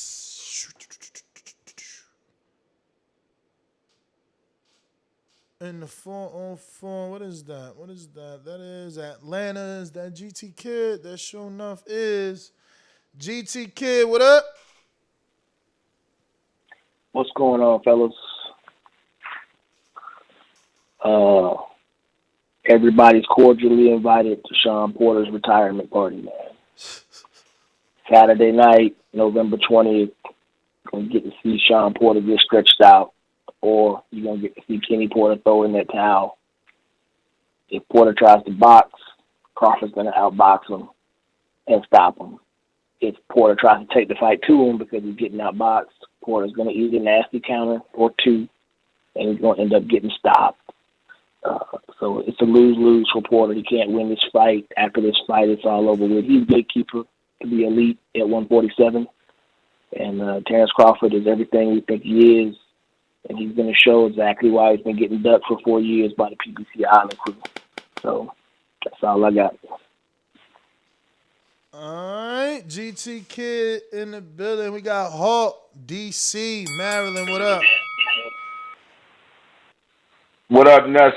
My man. Hey, look, Ness. Yo. Too many comparisons to Floyd for me, bro. So what I'm saying is this. I already said I thought Terence going to win from body shot. And but what I want to see is easy peasy. Since they comparing him to Floyd. When Robert Guerrero fought everybody, Keith Thurman, Danny Gar, everybody he fought, he gave him war. When he fought Floyd, it was easy peasy.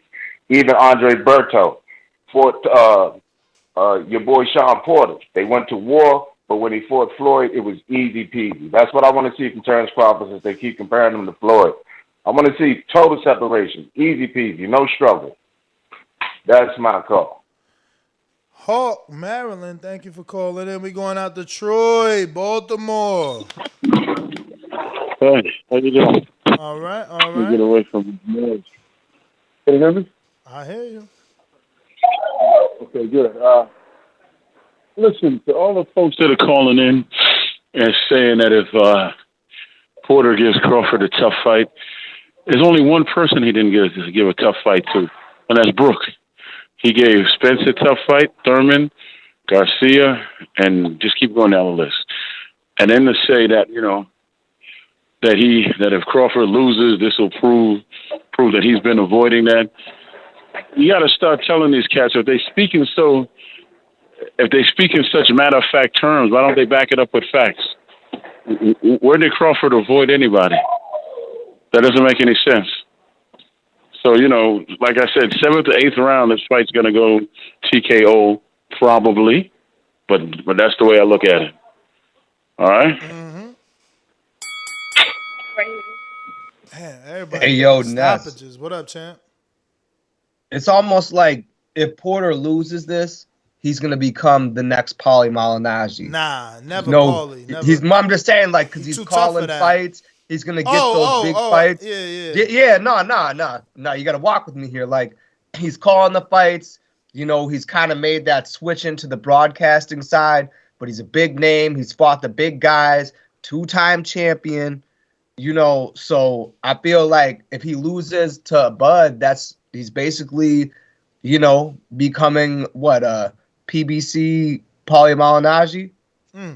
It's funny because I could see a world where he loses, becomes a commentator, and then Eddie gets him out of retirement to fight Conor Ben. And then what? He fight Conor Ben and give Conor that U.S. name. Give him that recognition. That's validation. That's like getting a blue check mark fighting Porter. You fight and beat Porter, you get the blue check mark in boxing. We know you the goods. Because you got to be the goods to beat Porter. You got to. There's no other way. There's no other way to get out of that fight. So yeah, because you got to fight the whole time. You fight Porter, that you got to fight the whole time against a guy who's very skilled in bringing pressure. Looks like we got our first guest, heavyweight Cassius Chaney just signed to fight. Looks like you're back in the ring. You're going to be taking on... He's not my guy because I don't know him personally, but, I'm from the East. He's Dominican. I was telling my audience early in, like, yo, this guy, he's got this Joe Frazier, Mike Tyson swag, and now they put you in there with him, man. You're going to ruin my man's career before it even gets started, man. But what's going on, Cassius Chaney? Hey, what's up, man? Thanks for having me on. He's skilled though. He has some good skills, and it's gonna be interesting. It's gonna be a cool fight. I think. Now, obviously, going into this fight, I'm assuming you think you're gonna win.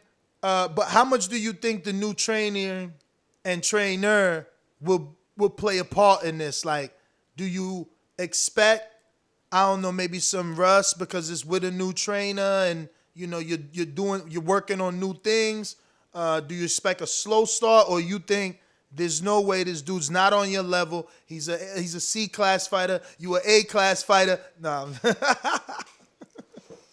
I think it's interesting from the standpoint of, we still, me and Brad, we still learning each other, but I think a lot of the rust, like that last fight with Shondell Winters, I'm happy that happened because I was able to get a lot of rust off. Like, I was out 8 months and I was fighting a little cagey veteran, and I was happy to be able to go to 10 rounds. I think with George Arias, though, he might try to press the issue and then be trying to do that little boxing stuff he does. He does like a little Joe Frazier mixture, and then he does like a little Ali type of thing. So he's different. He has some skills, but I think I'm the most athletic guy he's fought so far. And he's only fought one tall guy. So I think, in my opinion, I'm just trying to sweep the rounds and then, wear him down. Just wear him down. And do you know him from the amateurs or anything? Have you seen him? Ever got a chance to spark? I know you East Coast too, and you Connecticut when you first started. I don't know if you relocated now down closer to Philly, so you've never bumped paths with him, huh? Nah. But I've known all the guys, all the heavyweights that was kind of like in that same round, but I've never even because he didn't fight in the gloves, like the National Golden Gloves or the PALs and stuff like that.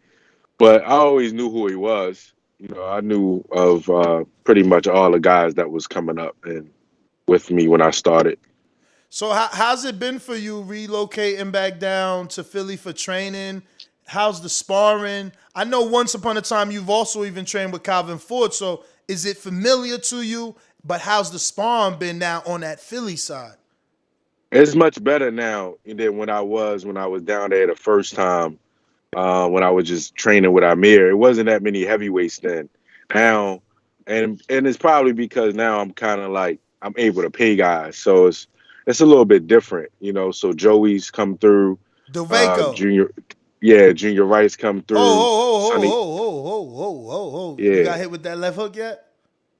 Nah, I ain't get hit with the left hook. From Joey? He Nah. One thing he told me though in the fight, after sparring, he real, I've been fortunate, man, to be around some cool dudes.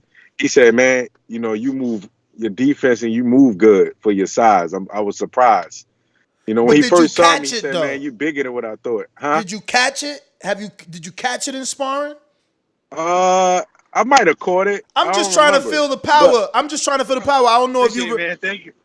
I'm just trying to I'm just trying to see where you gauge his power with the left hook specifically, because there was a rumor that he knocked out AJ in sparring, and that was the whole reason Andy won the fight. Right. He threw a nice overhand right that I caught, and I felt like, he compact. You know what I'm saying? That's the difference between him and George Arias. I wouldn't say George Arias is as compact as Joey, from body, but he's strong. He's a heavyweight. He's definitely strong. Now you said Jonathan Rice or Junior Rice? Junior Wright. Oh, Junior Wright. The one that's fighting Fedorov. And I was sparring with Sonny Kanto maybe for 3 weeks up until he started getting ready for his fight, because he was fighting. How was that, yo? It was cool. The Bronco. You got in there with the Bronco. Yeah, that was good work too. So right now it's a cool little vibe in Philly right now. But you know how it goes. Is boxing is up and down with the waves of heavyweights in town. Because prior to me sparring Sonny, he said that he wasn't sparring at all. He wasn't getting no sparring. So it's damn, it was I didn't know what to expect, really. What about my man Damani, man? You ain't get him out the bed? Nah, I don't know. I've hit him up maybe like once or twice, but you know, he complex, man. I don't know what's going on with him. Damn. You know, his dad told me that, you know, it's up to him, you know, if you want to get back into it and commit. Damn. So he ain't even in you the know, gym. That's breaking news, yo. yeah, but I think he live in DC, so he could be doing his thing down in DC. Yeah, try You to know, clean that up. You cleaned that up. Yeah, it's tough to say, man. Boxing. What you say? I said you cleaned that up. Yeah, boxing is. I don't know, man. No, I'm just saying.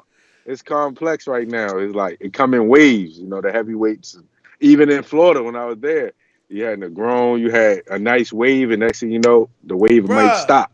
let me ask you, because I got these whack-ass, fickle, shitty fans, bro. I wish this was Duck Hunt and I could just shoot these horrible fans. PBC just announced a 5-fight card. You know Luis Ortiz well. You've been his lead sparring partner for like the last year and some change. Negron is on that card. Martin is fighting Ortiz. Jonathan Rice is giving Coffee the rematch. Who else is on that card, man? You got the Ukrainian dude undefeated. I'm gonna pull up the card. Nick Foss is fighting. Yes, Nick Victor Foss is Foss. fighting. Victor Foss is fighting Igor, and then Gerald is fighting. What's his name? Ali Darizman. Yes, that's the dude that Ajagba fought, right? The undefeated Olympian Ajagba fought. Yeah, Ajagba beat him. Yeah. So look, I guess these fight fans, their knock is, man, this shit ain't pay-per-view. I honestly feel like Luis Ortiz has been so avoided his whole fucking life. Like, it's only Wilder gave him a fight. Only Wilder has beat him. He got one loss. It's like, you know, he's a top 5 heavyweight, easy, top 6 at the very least. Then you got Martin, former world champion, only lost to AJ and Kovnacki. You know, I'm not mad giving those two guys $20, and then the other 4 fucking heavyweight fights, another $20. I'm not mad at that. Do you think this don't belong on pay-per-view? No, I think it's $39 too. They only try. I never seen a $39 pay-per-view, man. Yeah, heavyweights too, and that's the thing about boxing now. Yo, I forgot to tell you, the Cuban Flash is back on it. He actually fighting your man Negron. How you think that's going to end? Yeah, he fighting Negron. And they both cool. I'm close with Negron.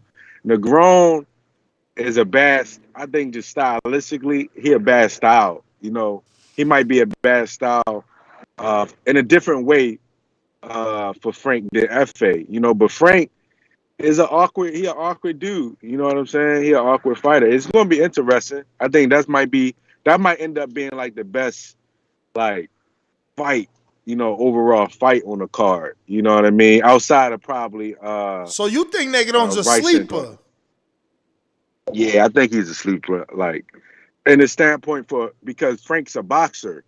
Frank's not a brawler like coming in trying to like rush you and all that. You know, if you notice Negron, Dominic Brazil just kind of like mauled him, you know, and then what's your boy name? Brian Howard caught him with a good shot just coming in. You know, I think Negron more like that boxing stuff he good with. Like him and Ortiz sitting there boxing is like, you know, it's like watching, you know what I mean, 2 Olympians, you just learning, you know what I'm saying? I think that's what you're gonna get with Frank and Carlos.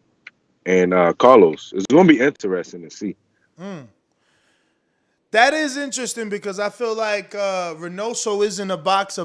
He's a boxer puncher, and that's why at certain spots you know, Frank pushed the pace on Ajagba. Yeah, and you know, and the thing with Ajagba, I was watching Lennox Lewis versus Holyfield, the second fight, and Holyfield was saying how Lennox didn't try to punch Storm. If you notice, like Ajagba, when he was trying to punch Frank, he off balance because he's trying to kill him. Mm-hmm. Negron don't really punch like that. You know, he don't necessarily like try to go through you every time. He's sort of like, you know, he understands boxing, and I think that's going to make it a really good fight. Yeah, man. Yo, I know you and your man had some words. He my man. He won't call me too. If you talk to him, tell him to hit me back. What the fuck? Cool. What I do? Coffee. Cool. I ain't heard from Oh, Coffee. y'all supposed to be tight. That's what I'm saying. What I do? I'm trying to invite We you. ain't have no word. We ain't had no word since the situation. I never went on and talked about him and No, you I know. I I'm said, just saying. you know, I'm just saying. If you talk to him, tell him to hit me. But what you think of that rematch? You think he gonna win now that he knows who he fighting? That was a late minute replacement, or you think Johnny Rice just got his number?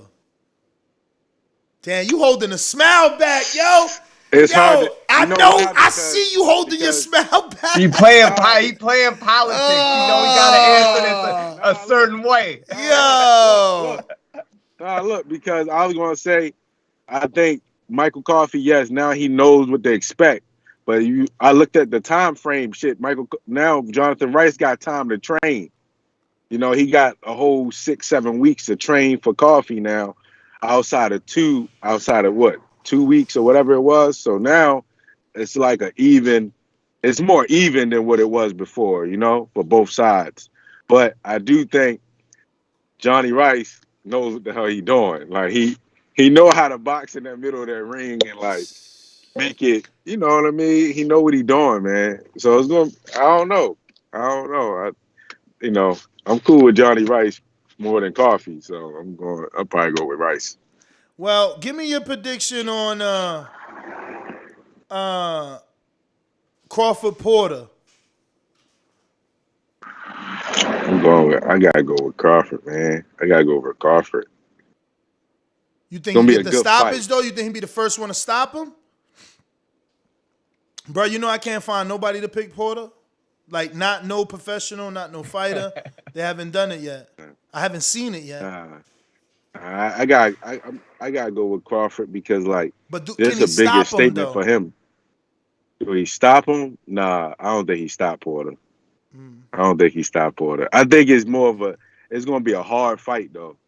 Like Porter, man, I don't know.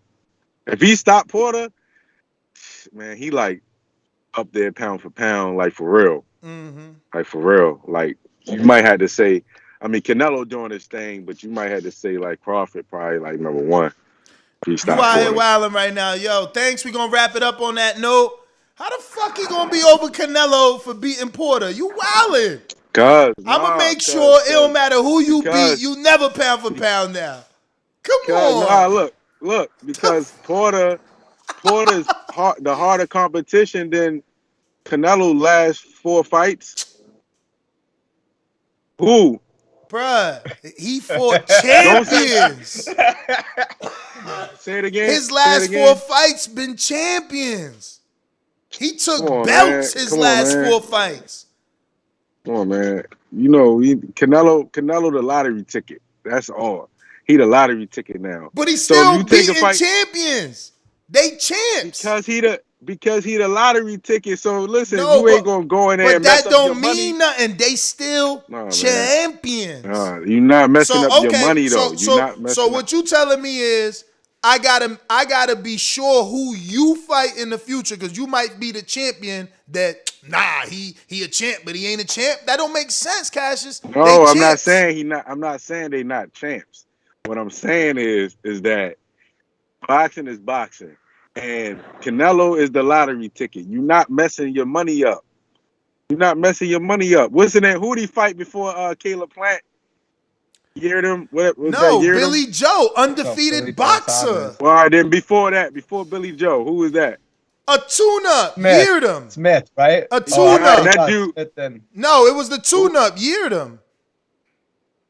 Yeah, he fought Yeardom before Caleb. He fought Yeardom before Caleb Plant. Nah, right? before Billy. All right, so Yeardom wasn't even trying to kick Canelo. But do it matter when you had 4 fights in 1 year? Did you slid a Yeardom in? I mean, Oscar fought Stevie Forbes. I'm not knocking Canelo. Like I just said that Canelo, generational wise, is probably going to be one of the most impactful fighters because he's getting guys paydays. But what I'm trying to say is Crawford knocking out or stopping Porter is the hardest thing up until that's going to be like the most like the best fight in the outside of Wilder Yo, and you Fury. pushing the goalpost back because when Crawford No, I'm undisputed, not. listen, when Crawford undisputed, it was allegedly, and I'm using air quotes, arguable that he's number one over Canelo. Now Canelo undisputes. You telling me just a knockout over a dude that's been beat 3 times already puts him back over Canelo? But a It Hall don't of sound Fame, right. a super Hall of Fame, Porter's Hall of Fame. Porter for everybody. He's Hall of Fame, man. That's the difference. He's Hall of Fame, clear cut, no doubt. Bruh, Cotto's Hall of Fame.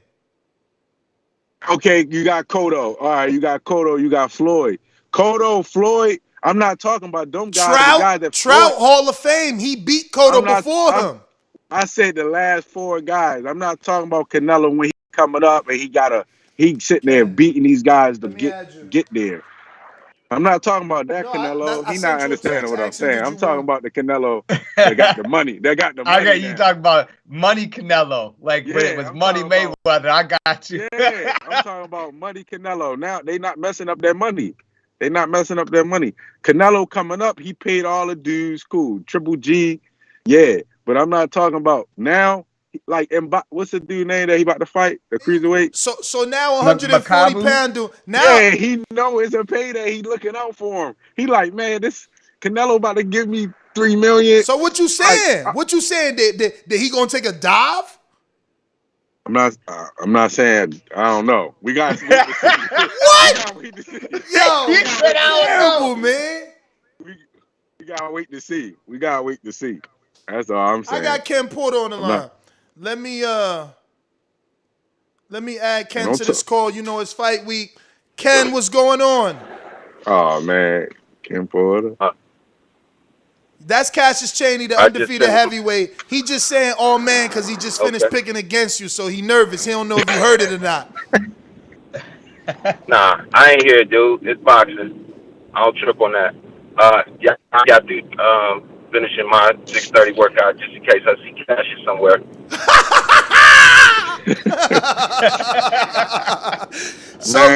Man, hey, he set me up, man. Nah, but Ken, man, obviously. I got respect, Coach Ken Porter. I got respect, man. But obviously, Ken, this is. I have respect for you too, brother. Like I said, I don't trip on that kind of stuff. So yeah, Ken, I just want to say, obviously, you know this is the theme, though. You know, I mean, you know, everywhere that you Google search, they're picking against Shawn. You know, and they're even expecting the knockout, or they're not surprised if the knockout streak continues. They feel like Crawford will use your son's aggression against him. I don't know. Obviously, you have to have known this or thought of this, but you were telling me some interesting things off air a few seconds about always being picked against. So if you could just pick up there, that'll be great. Or tell me how you feel in general. Okay, I'll pick up from there. Thanks for calling. Thanks for getting me on the show. I'm gonna start following Cassius, so just send me your IG so I know what it is, so I can start stalking you.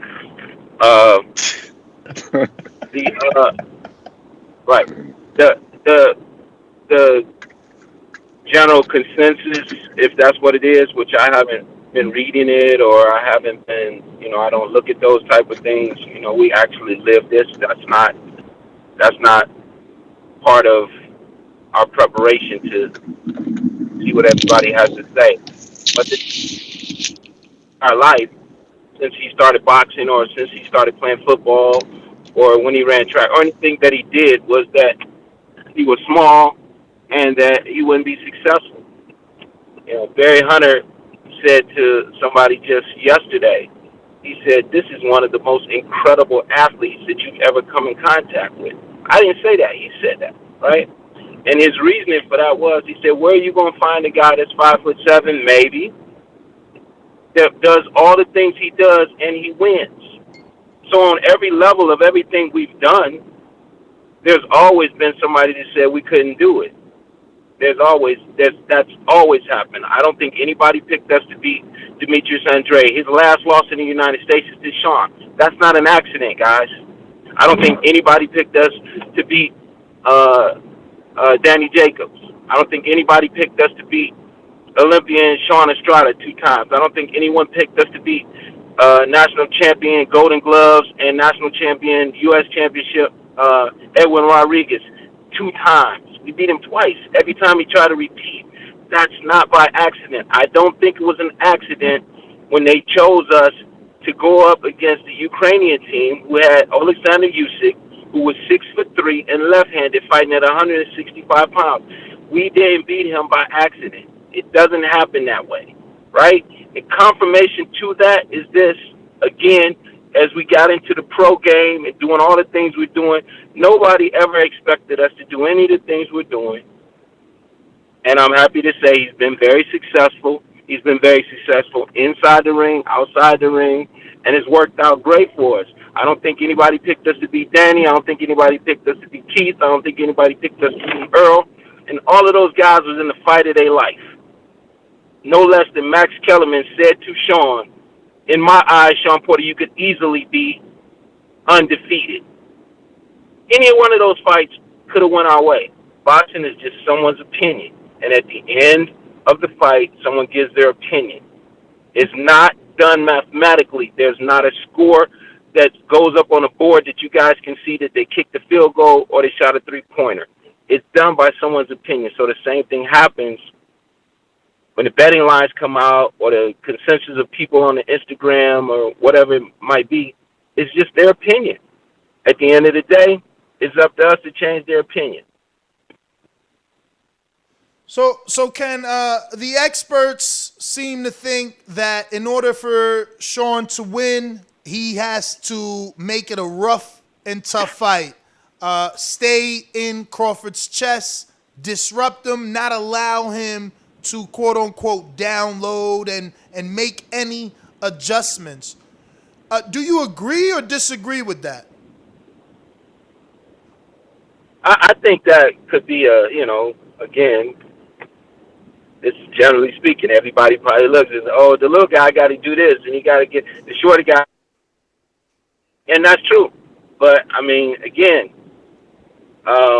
if you go back and look at the punch stats, just about everyone we box, we either out-jab or we're right there with them in jabs.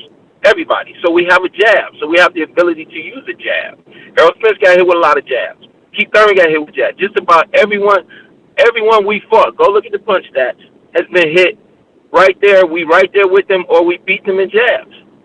So he has a jab, and we can use a jab from the outside. The difference between us and most guys that you're expecting to have to come in there and, get in someone's chest and stay in someone's chest is Shawn has the quickness to get outside of the range of a punch. He has the quickness to get back inside of the range of a punch.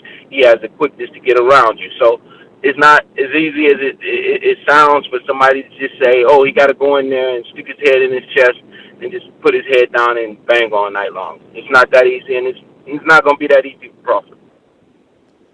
And obviously, I'm one of those guys that wants Shawn to be Shawn 3 minutes of all 12 rounds. If it lasts that long, I don't know that that's physically possible. But do you believe he's got to be, the aggressor and outwork Crawford every round? I believe he's got to be aggressive. Again, without divulging too much information on a strategy or what he can do and what he should do or that type of thing, you'd have to be in there with him to understand how fast or how quick or how strong or how much power he has.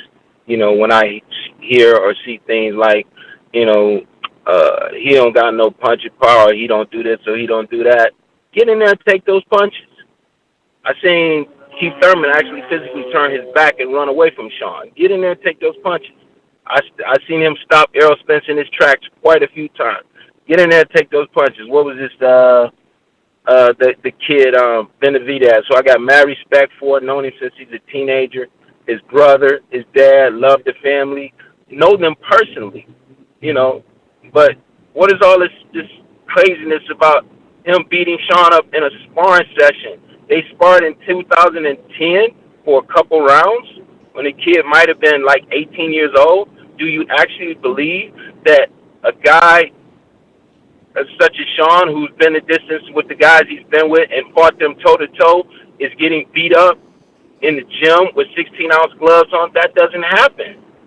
That does not happen. You're not able, you don't have the ability to go with Errol Spence punch for punch and then go to a gym and let just anyone beat up on you like that. It don't happen. And you guys know his trainer, so I would never let that shit happen.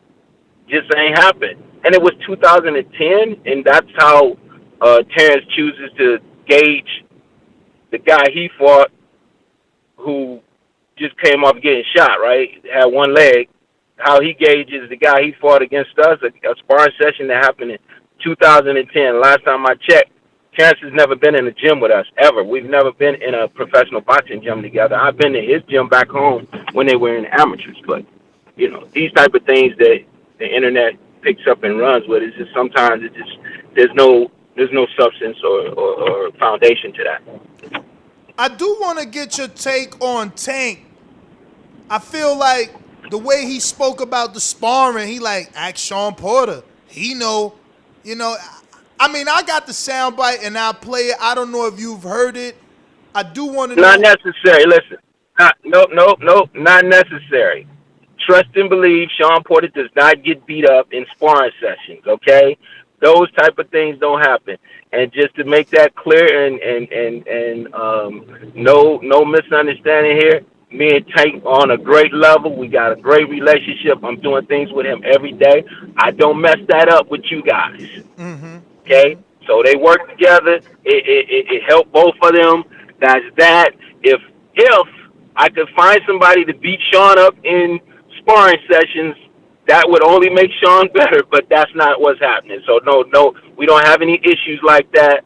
Tank's a great fighter. I've seen some great things out of him this week. I was just in sparring sessions with him again yesterday. I'm working with him closely. I don't get the, there's no back and forth with me and the media about him. We're doing the things we're doing. We're helping him to be successful as well. So, no, they had good work. It was good work. It was never out of control. Nobody got hurt. Nobody got beat up. There's nothing to, talk about anything, nothing like that happened at all. Now, some of the work he had yesterday with some of my other guys, that's some ooh and ah stuff. They did that yesterday, but, that's stuff that stays in the gym. Now, in terms of that work with Tank, how do you think that translates into the fight? Like, what did you see in Tank that would help in a Terence Crawford fight? Or how does he emulate a Terence Crawford? Or was it just he was the most elite sparring partner, and I don't want to call him that in a bad way, but who was available to Shawn? He's a world champion, so we had the opportunity. I had the opportunity to work with him, and we had the opportunity to let him get in the ring with Shawn as well. Come on now, you guys know Shawn is a much bigger guy than him. Think about that, all right? Shawn also worked with Andre Durrell, who was 200 pounds. That was great work. 200 pounds, fighting left-handed, lightning fast. He also worked with Dennis Dazn, who was 190 pounds. Come on now, guys. We talking about different weight classes there, right? I'm sure y'all heard about when he got ready for Errol Spence, he worked with David Benavidez. He holds his own when anybody gets in the ring with. Don't forget, he beat those guys in the amateurs. That was not a mistake. This is not you just can't just look at the stuff on the internet and think that everything you guys are seeing or reading is true, man. Think back over some of that stuff and say, wait a minute, I've never seen nobody beat him up like that in a fight. Do we really think that this could have happened in 16-ounce sparring gloves? No, it's not happening. But we've had great work. How does it translate? It was just an opportunity to have a world champion in the ring with you. It was an opportunity that neither side should pass up. Since Barry and myself work together closely and we're working with Tank, we're doing the things, I'm helping Barry out, assisting him with anything he needs. He says, hey, let's do this. We do that. It worked out great for everybody, He doesn't do anything like Terence Crawford. but you know, he's an exceptional athlete with his hand speed, his foot quickness, his ability to, you know, make a guy miss a punch and land a punch. And, you know, we took advantage of having that opportunity to spar with him. Now, many of the experts believe that for Crawford to be, for your son to be successful, it would have to come in the first 3 to 4 rounds. They want Shawn to catch Crawford early, test his chin. That's like the key word being used, test his chin. He's got to test his chin. He's got to be in his chest. He's got to try him in the first 3 to 4 rounds. Do you believe that that is a true window of opportunity with Crawford? Because that's the time that he's, I guess, downloading and trying to find your rhythm? I mean, on the outside looking in, it might be, but that wasn't something that I went into or we went into this training camp or fight week thinking we got to jump on him early and do these different things. Shawn is the type of guy that if he sees an opening, he's going for it. So it's not like we're going to wait around for anything. When the bell rings, we're there to fight. You know, he's not gonna all of a sudden get here and try to be this, you know, super strategic guy that just stands outside and watches Crawford and Crawford watches him, and Crawford is, as you just said, downloading to figure out what he wants to do. No, we're going to go in there and go to work. Now, Ken, I've heard you bring up Earl a lot, kind of as that gauge, like you're using him as the barometer, and I mean in the sense that you're saying, like, look how big Earl was and he couldn't do X, Y, Z. Do you feel that because you've been in there with Earl Spence that Crawford, I mean, is he still not capable of maybe being stronger or more powerful than an Earl? Well, Earl Spence, undefeated fighter. He's got 2 belts. He's a great fighter. I've had opportunities to work with Earl. We've been all over the world together, different countries. I was head coach when I took him to Russia and also Ukraine. I know on fight night that Earl is 175 plus pounds on fight night. That's what he hydrates up to. It is what it is. I didn't say things that Earl couldn't do. I said things that Shawn did and was able to do to be successful in that fight. I don't believe, just as we speak on the names, I don't believe that Terence Crawford's going to come into a fight and all of a sudden he's cranking a left hook that's harder than Danny Garcia's. I just don't believe that. I don't believe he's going to come in the fight and he's going to be quicker and more explosive than Keith Thurman. I don't believe that.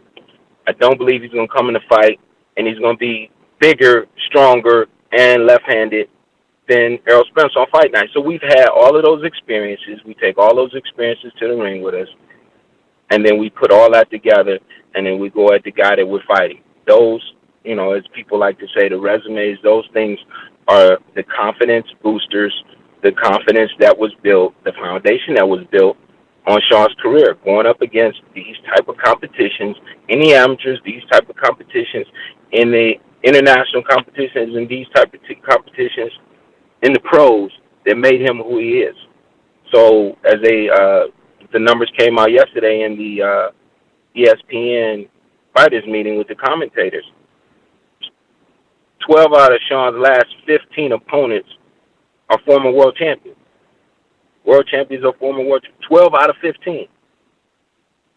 So, you know, it speaks for itself right there. We don't have to get into if I think this guy was better than that guy or that guy is better than this guy. But I do look at those things and say, okay, we did this. We're successful. We know what to work on, what wasn't successful, and let's go to work. That's what we do.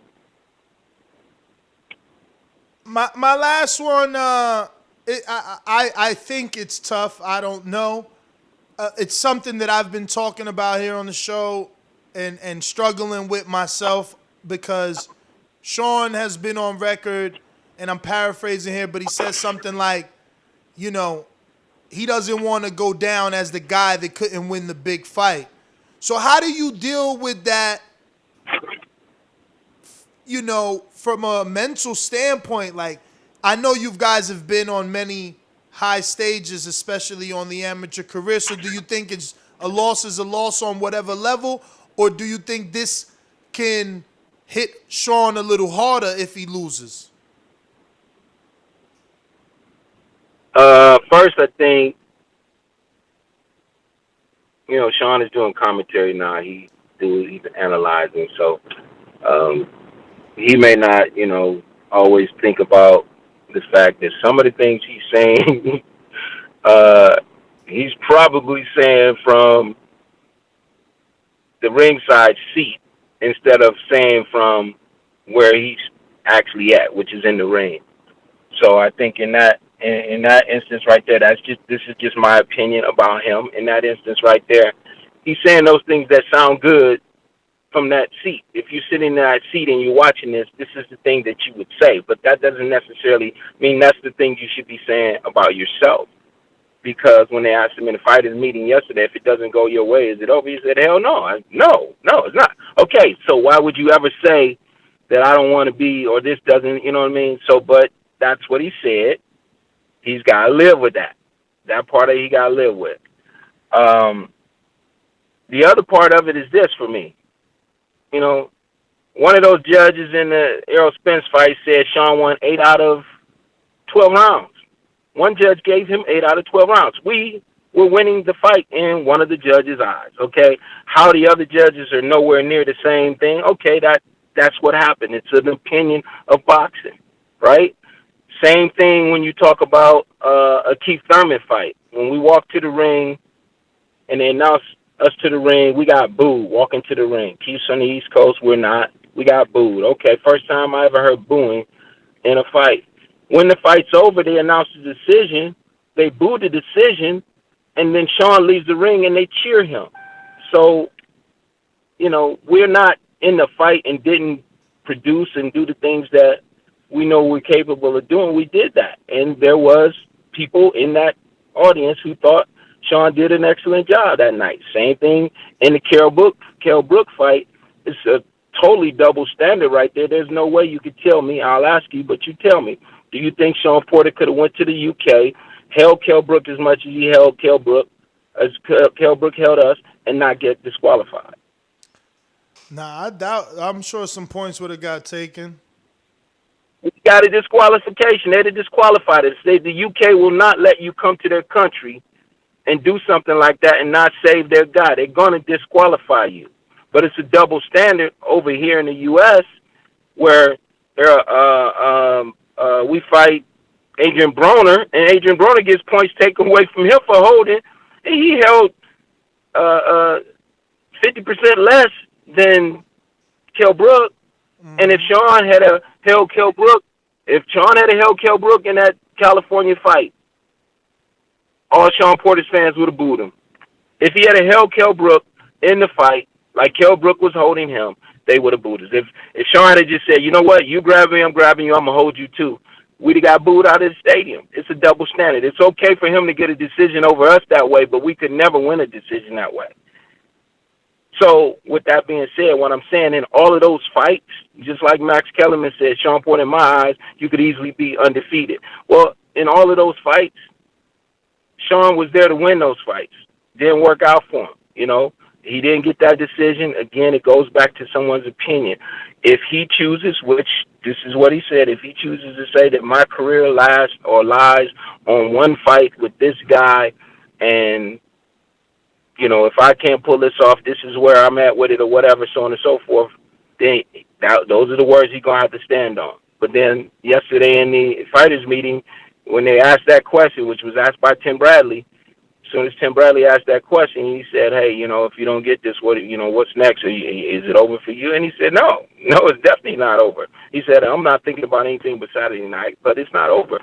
So, you know, people going to give their opinions on this fight. They're going to give their opinions on where Shawn should be. Terence Crawford's pound for pound conversation, pound for pound, one of the best fighters in the world. With that being the case, I believe Errol Spence is as well. So Shawn has been in there with those type of guys, holds his own against those type of guys, has been successful. If he didn't get the decision and didn't go his way, you know, that doesn't, in my eyes, that doesn't make him somebody that just wasn't good. It just, in this era against these guys, you know, this is what happened. He chose to fight everybody. If he had chose to sit back, or if I had chosen to sit back and pass up all of these big fights, we're not having this conversation this morning.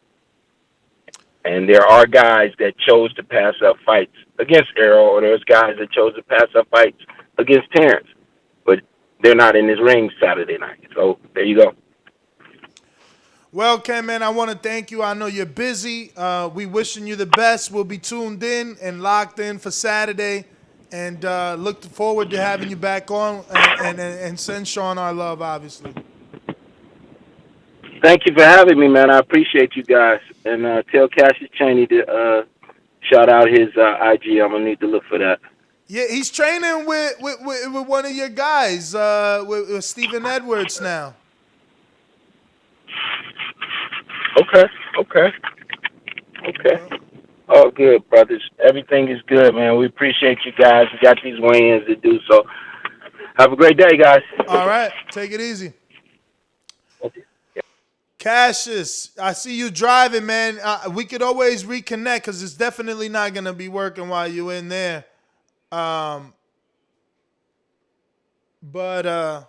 do appreciate you. I don't know. Yeah, it's choppy. Yeah, so we'll reschedule if that's okay with you, and get you back on. I am excited for your fight.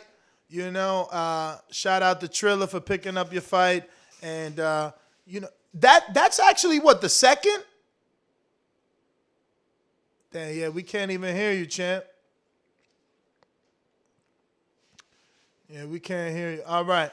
But, yeah, that was heavyweight Cassius Chaney. Also, that was the trainer. Ken Porter was on the line with us. We're going back out to the phone lines. I know a lot of people dropped off. Hard to wait when you want to talk, and we got an interview. You don't know how long it's going to take. I do understand. But we're going out to, what's this?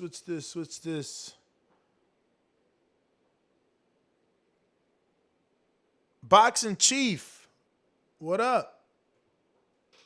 How you doing? I'm good. How are you? Good. Been a long time. Got a big fight coming up. Right? I bet you're excited. I certainly am. As am I. I've been home for a while, so there's a lot of things that came, but I don't know how long I have. So let's cut to this fight first. I'm glad it's finally happening.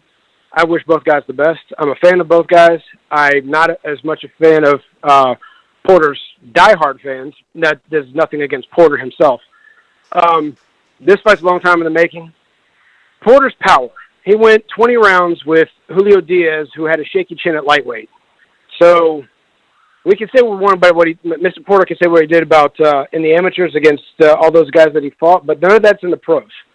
He has yet to really stagger or put down an elite welterweight, period. And even though he's strong, and I agree with Kenny Porter, I had him beating Errol Spence. I think it turned to like 7 rounds to 4 due to the point deduction. But I agree with that one judge. I had it for Shawn Porter in that fight. But the bottom line is it's going to come down to... Even with the knockdown? I'll wrap up real quick. Yeah, that would be 115-113. It would have been 116-113 otherwise. So that was the one deduction. I agreed with that judge. All right. Well, so if I can sum up real quick on why that one, and then I'll make my call. If you just give me just a second, and I would really appreciate when those two would exchange, and Porter would be against the ropes. He would spin off and use his fists, not his elbows, not his shoulders, his fists to put Spence back against the ropes more often than not in more than 7 rounds. That's a clean, effective punching. It's also effective aggressiveness. It's also ring generalship. So that's 3 out of the 5 categories, which is why I thought he won that fight. And my call is I'm going to pick Crawford. If it gets stopped, it's going to be on the stool. Shawn's way too tough to be stopped by anything outside of that. But I think Crawford's going to edge out a decision. All right. Good call. Good call. Boxing Chief. I got Jonathan Sims. What up? What's going on, man? Good morning. Good morning. Thanks for a show, man. Two great interviews, Kenny and Cassius Chaney. I tried to hit you yesterday on the Cash App, but I guess I couldn't get on because when I tried to call that 425 number, it seemed like they charge now. Where? Yeah, when I tried to call the back, like I've been calling since 2012. It never said that until I called that 425 number or whatever. It was weird, but yeah, man, thanks so much. I've been listening to you all week about this fight, and I wanted to save my call for Thursday, but I just didn't make it. But we'll charge that Cash App to the game. But what's your name on Cash App? I think it was Paper Chaser. Oh yeah, I did see that. Is that I don't be knowing whose Cash App is who. Y'all got different screen names for everything. Skype, YouTube, Instagram, Cash App is all different names. It's hard to associate, but I totally understand. I totally understand. That's why I said just charge it to the game, man. It's all Nah. Take it now. Take it now. Bell rang. Go ahead, because I did get it yesterday. Okay, cool. I thought you had a lot of good points leading up through the week about this Shawn Porter and Terence Crawford fight. And I hope that day that you were watching the fight and wanted to reach out to Ken and say what you think wasn't going to work, because it's not going to work. And he's going to lose. There's no way on God's green earth Shawn Porter's going to win. The only thing Crawford can lose in is the ratings. But GT Kid kind of said it. I think Shawn Porter may retire after this fight because what else is there for him to do after he loses to Crawford? So I could really see a retirement. He could still beat Ennis and Virgil and Ben. He said he didn't fight Ennis. I know. But if you lose to Crawford and you still feel like you got something to prove, you can beat Ennis, Boots, you can beat Virgil, and you can beat Conor Ben and still go down as a legendary fighter, I think. With all because you still show like, dog, he's still that gatekeeper though. He could stop all the future from becoming champions. I don't know if Kenny. And truth be told, I don't know that all those managements will put them in there with Porter. Exactly. And here's one thing. You were talking about the Earl Spence fight and you were saying about the dirty tactics. Yeah, well, here's one thing that wasn't talked about. Do you realize Kenny told Shawn, don't worry about going to the body. Let him have the body shots. We just care about the head. So that means if Earl threw, say, 20 punches and he landed, say, 4 headshots, and say Shawn threw 20 punches, landed 7 headshots, no body, and Earl landed all his body, who won that round? Just off punches. So like when you tell your fighter stuff like that, or during the blood, sweat, and tears, if you don't do this in the ring, it is not my fault. Bro, y'all a team. It's your fault, just like it's Shawn's fault. And my thing is, why are you asking him to do stuff not within his skill set? You need to adjust the coaching to Shawn Porter's skill set versus trying to force him to be a fighter that he's not. I don't know. That's just your interpretation. I think that's as a coach, you gon' tell a fighter what they gotta do and they gotta fight in your style. You training them. It's always gonna be your style. It's your vision. Obviously, they adapt, they make it their own, but it's still the trainer's guidance. I don't know. We will have to see. We got Keem in Florida. What up? Keem in Florida. What up? Wait a minute. You say you know boxing? Yeah. What is it? Maybe I don't know. Tell me what a pool counter is. Pool counter? I've never heard that term before. That must be your term. You must have been... Fair shake. HBO need to fire you. You don't know shit about boxing. You ain't shit.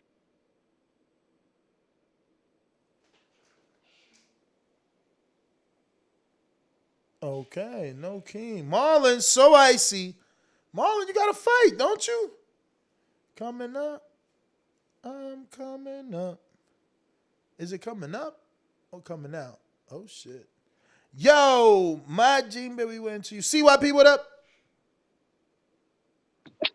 Yo. We need to stop saying Adelaide Bird was responsible for the Mayweather Canelo. No, that was C.J. Ross. Oh. Adelaide Bird was responsible for the Canelo Triple G, 118, 110. That's the difference. C.J. Ross. C.J. Ross said 3 times. He got so many guys on his side. That's what it is. Oh, and from a Jinbei who was talking about they kept Bud away from 140 because he was too 147 because he was too small. That's funny to me because Adrian Broner is not a natural 147. He had we know what he did with Porter. Jeff Horn is not a 147. He's actually bigger than that. Porter knocked him out. There's a lot of fighters that have been in the past, like Floyd and Sugar Ray Leonard. You know, 2 dudes who are just legit that moved up to the dogs and were very, very successful with them dogs. The weight don't mean nothing. The fact that he could say something like that is just crazy. They kept Bud away from 147 because he was too small, but he's knocked out every dude at 147, and he's knocked out dudes that are now fighting above 147. Come on, my man, that don't make sense. We went to Intrigue, Natural Wiz. Yo, what up? What is up? Yo, Ness, you're right, man. These boxing fans are a different type of fans. They're a bunch of weirdos. Like, why would you retire just because you didn't win a big fight? Like, that's almost sounded like you're projecting what you would do if you were that person. You know what I mean? Mm-hmm. After watching UFC, man, I just look at it as a fight. I'm a true fight fan, man. But to say, because I didn't get the call on yesterday, you going on about how Floyd was great and we appreciate the fact that he was great. Which top current fighters, say Porter, Garcia, Bud, and Arrow, would replace Floyd Mayweather's wins? You know, like, who would be a Cotto or who would be, you know what I mean, a Corrales in that sense, right? And which style has T-Bud faced that's closest to Floyd, right? It's funny how we appreciate Floyd now after he's gone. That's my call, and I picked Shawn Porter for the win. He picked Porter. We got one, two. Paco. Shout out to my truck drivers. Paco, I know you're driving. If not, we going to go to Mr. Stone Bone. What up?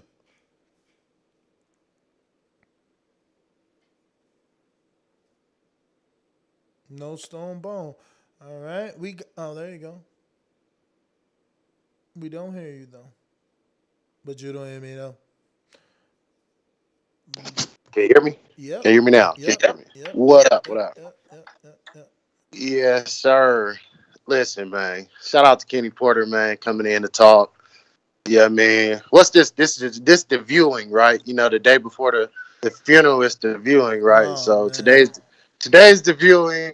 You know, I'm just sitting in this lobby, waiting on my car to pull up at the Luxor so I can transfer down to the site of the funeral at the Mandalay Bay. So I'm just sitting here about to go outside, burn me a L.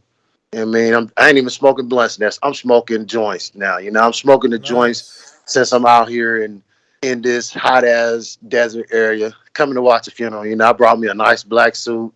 I bought some head covers for the women, you know, so you can cover your face when you cry. So it's gonna be a great day for the weigh-in, a great night tomorrow. And Kenny Porter sounds concerned, man. He sounds concerned, man. He had to come out here to try to naysay what I told you happened in sparring with Tank. He didn't beat him up, man. Tank just moved on him and made Shawn Porter hard for Shawn Porter to get him. Spies in the camp. So let's get this knockout, Ness. I have been saying 10. I can see 9 or 10, but I'm gonna go ahead and plant my flag. 10th round KO. Let's get it. All right. We got Potato Chip. I got Crawford by decision. Porter can fight to a draw, though. Mr. Calderon, stop sugarcoating this Ortiz pay-per-view. Thumbs down. Not interested. Don't buy it then, Calderoncito. But I am, and I'm interested. Fuck out of here. Who's not interested in seeing Luis Ortiz fight versus Charles Martin? Former champ versus, one of the most avoided. Come on, with one loss at that. Like, come on, man, for real.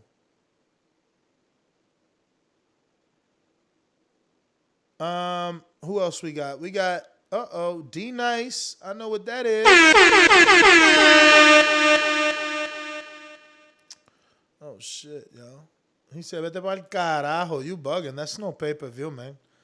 Yo, you terrible, bro. That is a fucking pay-per-view, okay? That is a fucking pay-per-view. You guys are not real boxing fans. Whatever. I'll tell you all about it. You know what I mean? And for all you stealing, I hope you get caught. How about that? And who's next?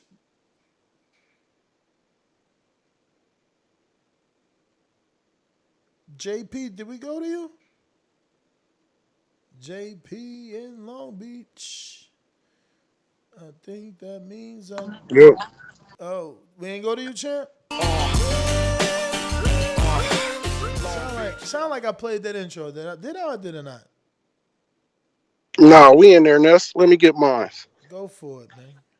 Look, man, all hands on deck. All hands on deck. Good versus evil. I need all my good boys, choir boys, Boy Scouts, school boys. It's time that we finish first. One place where I get confidence is that most of these people picking Crawford for the knockout, they also pick Caleb Plant. So I ain't listening to them till after the year starts. I already told myself, whoever picked Plant, I'm not listening to them till 2022. So I get some confidence there. Here's my thing. Same thing that make you laugh, make you cry. All this download talk, and once Bud downloads you, I think that's going to be his downfall. I think by the time he downloads the aggressive Shawn, boxing Shawn comes out. By the time he downloads boxing Shawn, aggressive Shawn comes back again.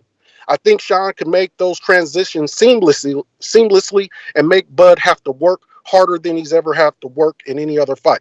If Shawn does not get overly sloppy, he's going to be sloppy a little bit because that's who he is. And if he does not get dropped once or multiple times, I am taking Shawn for the win. But if he gets dropped once or more than once, that'll be the difference in the fight. But no drops, I got Shawn. If we got a knockdown, I got Bud. But all hands on deck. Good boys. Let's do it. Johnny, Oakland. Yo, what up, Ness? What up? I'm glad you liked that EBT card reference yesterday. You know, but that's the truth. You know, one more thing to say. It's like all those people shaming Canelo. It's like if they're fathers, they seem like the type of fathers that, you know, if your kid is acting up in the store and I want this, I want that. If your kid don't clean his room, how you gonna reward him? You know. But as far as like that Crawford and Porter, I got a Crawford stoppage. You know, a lot of people say, oh, it's just these Crawford fanatics. But to me, you know, we use a lot of the eye test, just like a lot of people used it with Plant. And you know, that guy did have a point, yeah. But I mean, I didn't pick Plant. I picked Canelo. But it's just a logic thing, you know. But I do see when Porter puts his head down, it's going to be target practice for Crawford pretty much. You know, the power at the end of his punches is real, and it's that wiry punching, just kind of like Deontay. You know, long limbs. You know, it makes for like what do you call it, like a trajectory or some shit like that. I don't know, but you can see the power's there. So if you wanna write that down, I got Bud stoppage. All right, brother. Thank you for calling in. Anybody on Blog Talk, if you feel like I haven't gone to you, it's because you haven't pressed 1. Go ahead and press 1. And we will get to you. Also, looks like my Gene Bear Boomerang.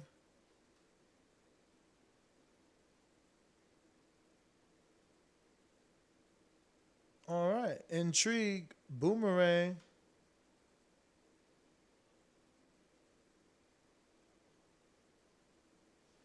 Funny though, when I'm listening to all the bud tenders, they all say the same phrases. If you notice, they be like, Bud is a he know how to finish it when he smell blood. When he downloads the information from his opponent, he calculates every move. They say the same thing. It's like they got a script that the Bud Tender Association sent out to give out to every one of the bud tenders to say the same rhetoric. Hey man, it's about to be a fight. It ain't been no knockout. Bud about to take that boy. Porter about to take Bud life or death, deep waters. We gonna see if Bud can swim. All right. Well, let me see who we got left on here. If you wanna call in, you know the number 14255695241. Press 1. One time, voice tripping right here on the Voice of the People hotline. We're talking Terence Bud Crawford downloading info. Can he do it? Saturday it goes down, pay-per-view. Only on ESPN Plus. And then I don't know if you don't know, that whole $70 shit is bullshit. To pay $70, you have to already have the ESPN Plus. If you don't have that, you paying the month and the pay-per-view. So just know that it ain't 70 if you ain't got ESPN. Miles Davis. Where you at, Miles?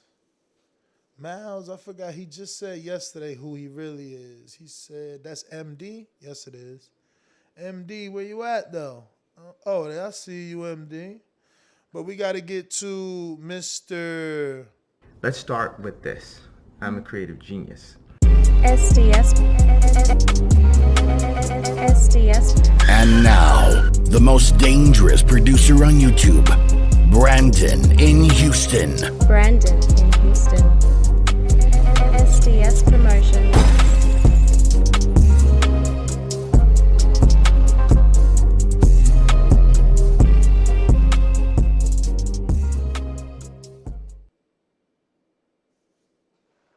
Yo.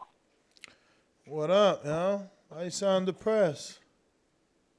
I'm not. I'm good. I just trying to get over your Benavidez slander from yesterday, but it's all good. I know how you do. So you are depressed. You be willing to throw somebody under the bus to make a point on a random Thursday, on a random week of the, it's so all you are good, depressed. It's all good. No, I'm good. I'm just saying. I'm talking about Shawn Porter and Terence Crawford today. I honestly don't know who's going to win this fight because, all I've been hearing, I've been seeing Porter. I've been seeing Terence Bud Crawford stop people, but against competition, I expected him to dominate anyway.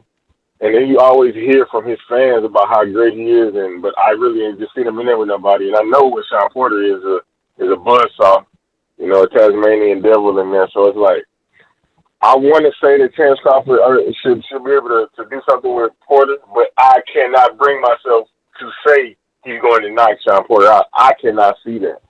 I got to see it. Just like it was kind of, a moment to see Taylor Plant on the ground. Like, after he got knocked out by Canelo, like, you saw that moment, you were like, damn, this dude just got knocked out. Like, I got to see Shawn Porter on the ground, unable to get up, because I cannot see it. Like, so, as far as the fight goes, I have no idea who's going to win this fight. Because, like I said, there ain't no way to tell, man. I will see if Terence Crawford knock out Shawn Porter, hey, man, I'll take off my hat to him, I got to see it to believe it, and that's my call. All right. We got MD. What up?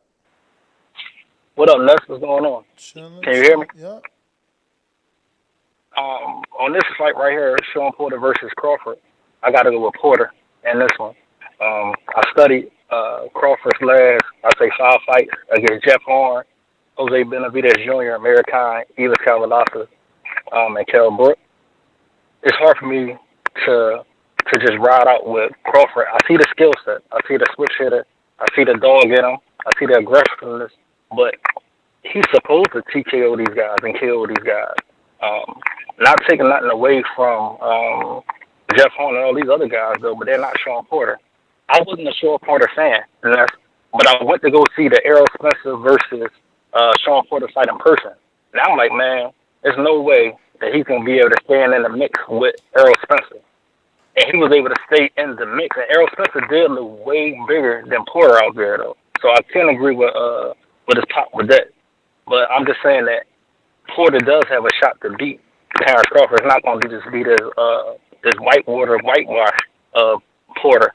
The last thing is, I bet on Tim Bradley versus Pacquiao. My brother thought I was crazy. He was at the fight. I said, bet 200 on Bradley, because I felt like they was going to get over on Pacquiao because there was rumors that he was going to leave top rank. I'm not trying to start no conspiracy. Well, it is. I'm starting some conspiracy nest. I think if it's close and it goes to the scorecard, I think Crawford will. I believe Crawford's going to get robbed on the scorecard. But that's my call. Great interview though today. All right, thank you, brother.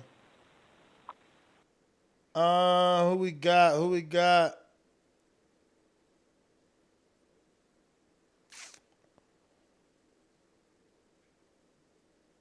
And I'm sorry, Solo Dolo Scarface, but I know Manello. No. New caller? Shit, I ain't really feel like writing nothing right now, bruv. It's a new caller, am I wrong? Fudging. It is a new caller. Alrighty then. And this is LA. Who's this? Yo, what up? What up, brother? Who's this?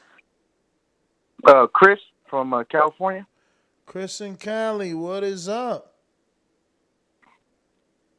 Yeah, bro. I put some money on Porter, like just in case.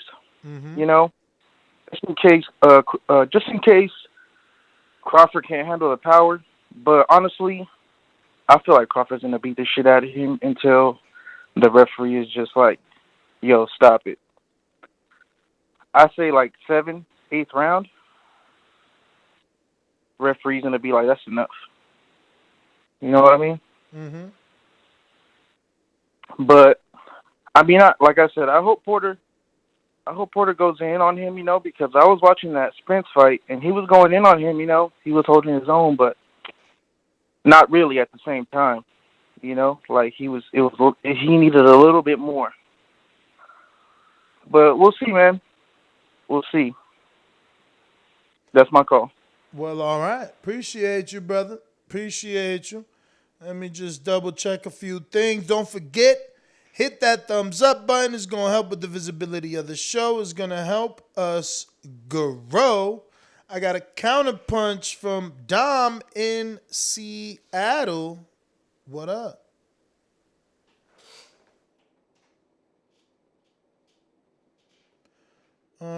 It was good. I mean, I'm going for Porter. I'm not a fan of Porter. I'm also going for Bud for the knockout. I'm mainly about money with this now. This ain't love, no heart. Nigga lost his heart, so I'm heartless out here. I'm just going for money. I think if it goes to the decision, I'm gonna be so pissed. I'm gonna be robbed. You got to cover the decision too, man. The decision's negative at 192 or some shit like that. Is. What am I gonna get? Yo, is that Porter's a dog world, man? He's tough. I don't see it go. I'm praying to the boxing guys that don't go to this. I'm riding with the Bud boys on this. You know, I got my gun in my lap. You know, sitting in the back seat. Well, we gonna see, man. Yo, it's possible because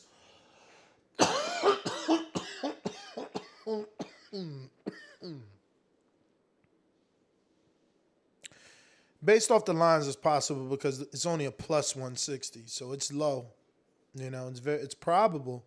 You know, everything we've been reading, everything we've been hearing, all the callers have been calling, all the experts that are picking, all those reasons are true. We just got to see which one of those reasons unfolds on that night. But you know, Porter can have miles. He can have miles. You know, but Crawford's chin also could be suspect. You know, all those answers Saturday night. Shout out to LV Slugger in the building, man. You know, hashtag all questions will be answered on Saturday, B. Let's do it. Only time y'all see me in rays is when I turn into the bronze mama.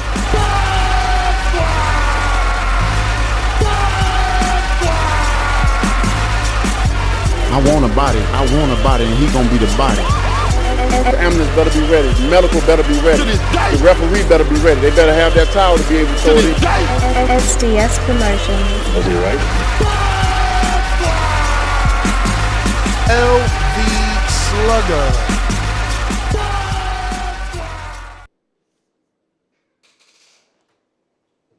TBV, what up? What up? How's it? Straight. Yes, can't wait for the mob, man. Just can't wait. It's finally here, a day away. You know, like I've been saying before, it's definitely a top 3 welterweight bout. You know, Shawn Porter is currently a top 3 welterweight in my opinion. And you know, I do got Bud winning, man. Like Porter's a dog, man.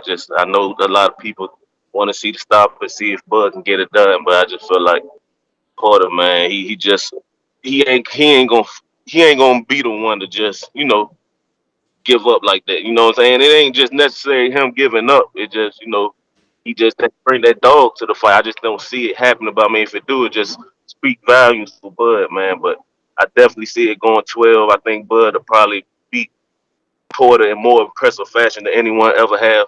And I see probably about 2 knockdowns. You know what I'm saying? So yeah, just can't wait for it. And no matter the outcome, you know, we can't sit up here and try to discredit Porter. You know, even if he do get stopped, he's definitely gonna go down as one of the best of this era, best welterweights of this era. Fine. You know what I'm saying? That's all I really gotta say, man. Can't wait for tomorrow. That's my call. You the man, champ. You the man. Who we got over here looking like? Who this? Brooklyn? Uh-oh. Call him new number in the billing. Word. Yep. Definitely is. A new number it is. Let me see. All right. New York City, Brooklyn, who this? Hey, that's Who, Bishop? Izzy from Oklahoma. Oh, who? Oh, Izzy? Yeah, I got a New York number. I used to live out there. Remember? Oh, shit. What's going on, champ? Nothing. How you been? I'm straight. Cool. I'm with the LV. My thought on this is Bud's going to stop him because Shawn isn't going to go in there to survive, and he's going to get countered, and he's going to go down maybe multiple times. I don't know about a single shot KO like a Kell Brook style, but I do think it'll be stopped. Actually, I don't remember what happened. Kell Brook, pretty early stoppage. I don't think it'll be late. No, I was thinking it was going to be late, 11th round, but in this one, I'm starting to teeter on like mid-round, 6th, 7th round stoppage. Hey, that's my call. Hope you're well, Nez. Nice, good shows. I've been in there all weekend. I've enjoyed it. Take care. Thank you. Izzy, Oklahoma, and that is everybody. Nez GTO, Instagram, and Twitter. Catch me on the next one. Probably gonna do a weigh-in reaction if they get spicy. I'm hoping Bud stays Bud, even though he got Porter in front of him, and give us some spice at 2. I think it's 2 p.m. Eastern. Got Big Supermax that says, I don't think they expect huge buys for heavyweight pay-per-view, but January 1st is a huge college bowl game day, so they will promote it heavy day of. May help generate more buys. We'll see. Danny Ramirez, I'm buying Ortiz versus Martin. Hashtag King Kong. Let's go. Mad fire emojis. Jay Son says, if Bud knocks out Porter, does that devalue Spence because he was not able to put Porter away? Also, will Bud versus Spence be a 50-50 fight? I think that builds the interest in the fight. If he knocks out Porter, it's a wrap. People gonna be screaming for him to get in there with Porter. I mean, with Bud. I mean, with Spence. And then they're gonna say that's why it didn't happen. Like, oh, I told you he stops him. He's stronger. I mean, there's so many things that's gonna come from a stoppage over Porter. It's crazy. He gets a stoppage. It's like, wow, that's huge. Huge. Boomerang, Mr. PBC, I forgot you became one of those fantastic Patreon supporters. Look, I said it before your text. Take care of that. Yeah. Hello. Yes. How are you? Yeah, man. If you forgetting, you can just, you can send me that money back, and ain't nothing wrong with that. I said I went to you before your text, so I ain't forget. Get your ass up. But man, it's gonna be a beautiful fight tomorrow. It goes to show you, two dudes at the top are fighting each other. It's probably something you're not used to, and that's when you're watching Canelo. And when it comes to Bivol, I mean, I'm gonna keep it real. I'm always gonna keep it real. He's the most proven dude underneath the weight that Canelo, ran from or ran to. So let's keep it real. He's the most proven. Charlo, all those dudes are cool. David Benavidez is cool. Caleb Plant's cool, but the most proven is obviously Bivol. But when it comes to this fight, I'm definitely going to bet on Porter in a couple rounds, maybe just by KO. I just want to keep all my edges clean. I have more money on Porter than I Porter do by Bud. KO? I'm feeling like I did the same thing with Shakur Stevenson. I hedged it really, really clean. I think you should get Hawk on here because I want to hear what he has to say. He's very, very Who's knowledgeable. Hawk? I think his name is Hawk in Maryland, or he be giving predictions and shit. He predicted the Deontay Wilder, Tyson Fury. Hawk in Maryland? Yeah. The caller. Yeah, I think his name is Hawk in Maryland. Oh. He was on I forgot. earlier. Oh, what was his prediction? I didn't hear it. I'll try to rerun it or something. Yeah, he definitely went with Crawford, I believe. Okay. All right, that's my call, man. Thank you, and TBV for life. You already know. Arrivederci. Sway Puma with the super chat. Way off topic, but with you thinking of starting a Spanish show, was wondering if you've seen Un Round Mas, hosted by Barrera and Morales. Good listen, Bud UD. I haven't. I wasn't thinking about starting a Spanish show. It's more, I always wanted to do one. I thought that would be good. I'm obviously bilingual. Doomy's bilingual. But there has been more of a push because of the trainer, Rashidi Ellis. He really went out and bought all the equipment and shit. So I'm like, fuck it. Might as well take advantage. Having a true trainer, speaks great Spanish, better than me. And try and do it. I'm a hustler, man. Get that work. A little bit. Spanish subs don't hurt. You know what I'm saying? Grow. Just want to grow. Gonna be in LA next week, me and Doomy, and then I'll be in Vegas for the Haney fight. I might have to change my flight. The whole little business meeting. I got to talk to them, see if they can reschedule me. I got 2 flights on Wednesday, and I'm in 2 different cities. That shit is crazy. But who would have thunk it? Never knew this would be the life of Nes GTO. But that being said, we're back. Weigh-in show, gotta go. Peace. Arrivederci.